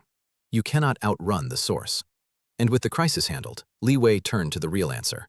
The design was already complete in the Zenith Star System, and he named it Blackbird. A space strategic bomber, and it is not the Ghost Fighters League. 300-ton max takeoff, 7 times the fighter, 60 meters long, 58-meter wingspan, a fission plasma reactor at its heart. He built a whole new hangar just to hold it, and a week in, the fuselage alone was complete. 2 straight weeks of work, and Li Wei was genuinely worn out. The first time this tireless man has actually been tired. And he tidied his bench and headed home to rest. Because that's the escalation this whole episode has been climbing. A model airplane became a laser fighter. A grudge over a drone became a fuel-dumped carrier. A rusted ship became a nuclear shark massacre. And now, a stolen coating and a nuclear-armed bomber probing the border becomes this. A machine shop welder building a bomber that flies through orbit, carrying 20 warheads to hang a permanent sword over the head of the most powerful nation on the planet, so that no one ever points nukes at his country's border again. Not for glory, because the best defense is offense, and because he'd like the blackmail to simply stop. And here's where the recap sets it down, not on the machine, but on the man building it. Because strip away the fighter and the sharks and the bomber, and Li Wei is still the kid who charges 3,000 yuan for a warplane because that's what the materials cost, who donates a $30 billion technology because he doesn't want to work weekends, who triples the price for his neighbor's land, who tosses the enemy a life buoy, and who tells his mother he's eating fine. He reshaped his nation's air, its seas, its body armor, and now its reach into space in a matter of weeks, and stayed a low-key welder from Yang family village, whose face nobody in the world is allowed to know. The Pentagon's hunting a name, the heiress is closing in, and the reporter won't admit she's jealous. His mother's saving his bride price in a village savings account, and in a shed behind a triple-priced cornfield, under the world's ugliest hand-painted slogan, sits the fuselage of a bomber that will fly through space, built by a man who, given a machine that can make anything, decided the thing worth making was a country nobody gets to push around, and a quiet life for the people he loves. Ask me again what a broke kid does with 3 broken lathes and a system that can build anything, because he's already answered it. Whatever his country needs, for the price of the materials, and not 1 weekend more than necessary. And he's only just getting started.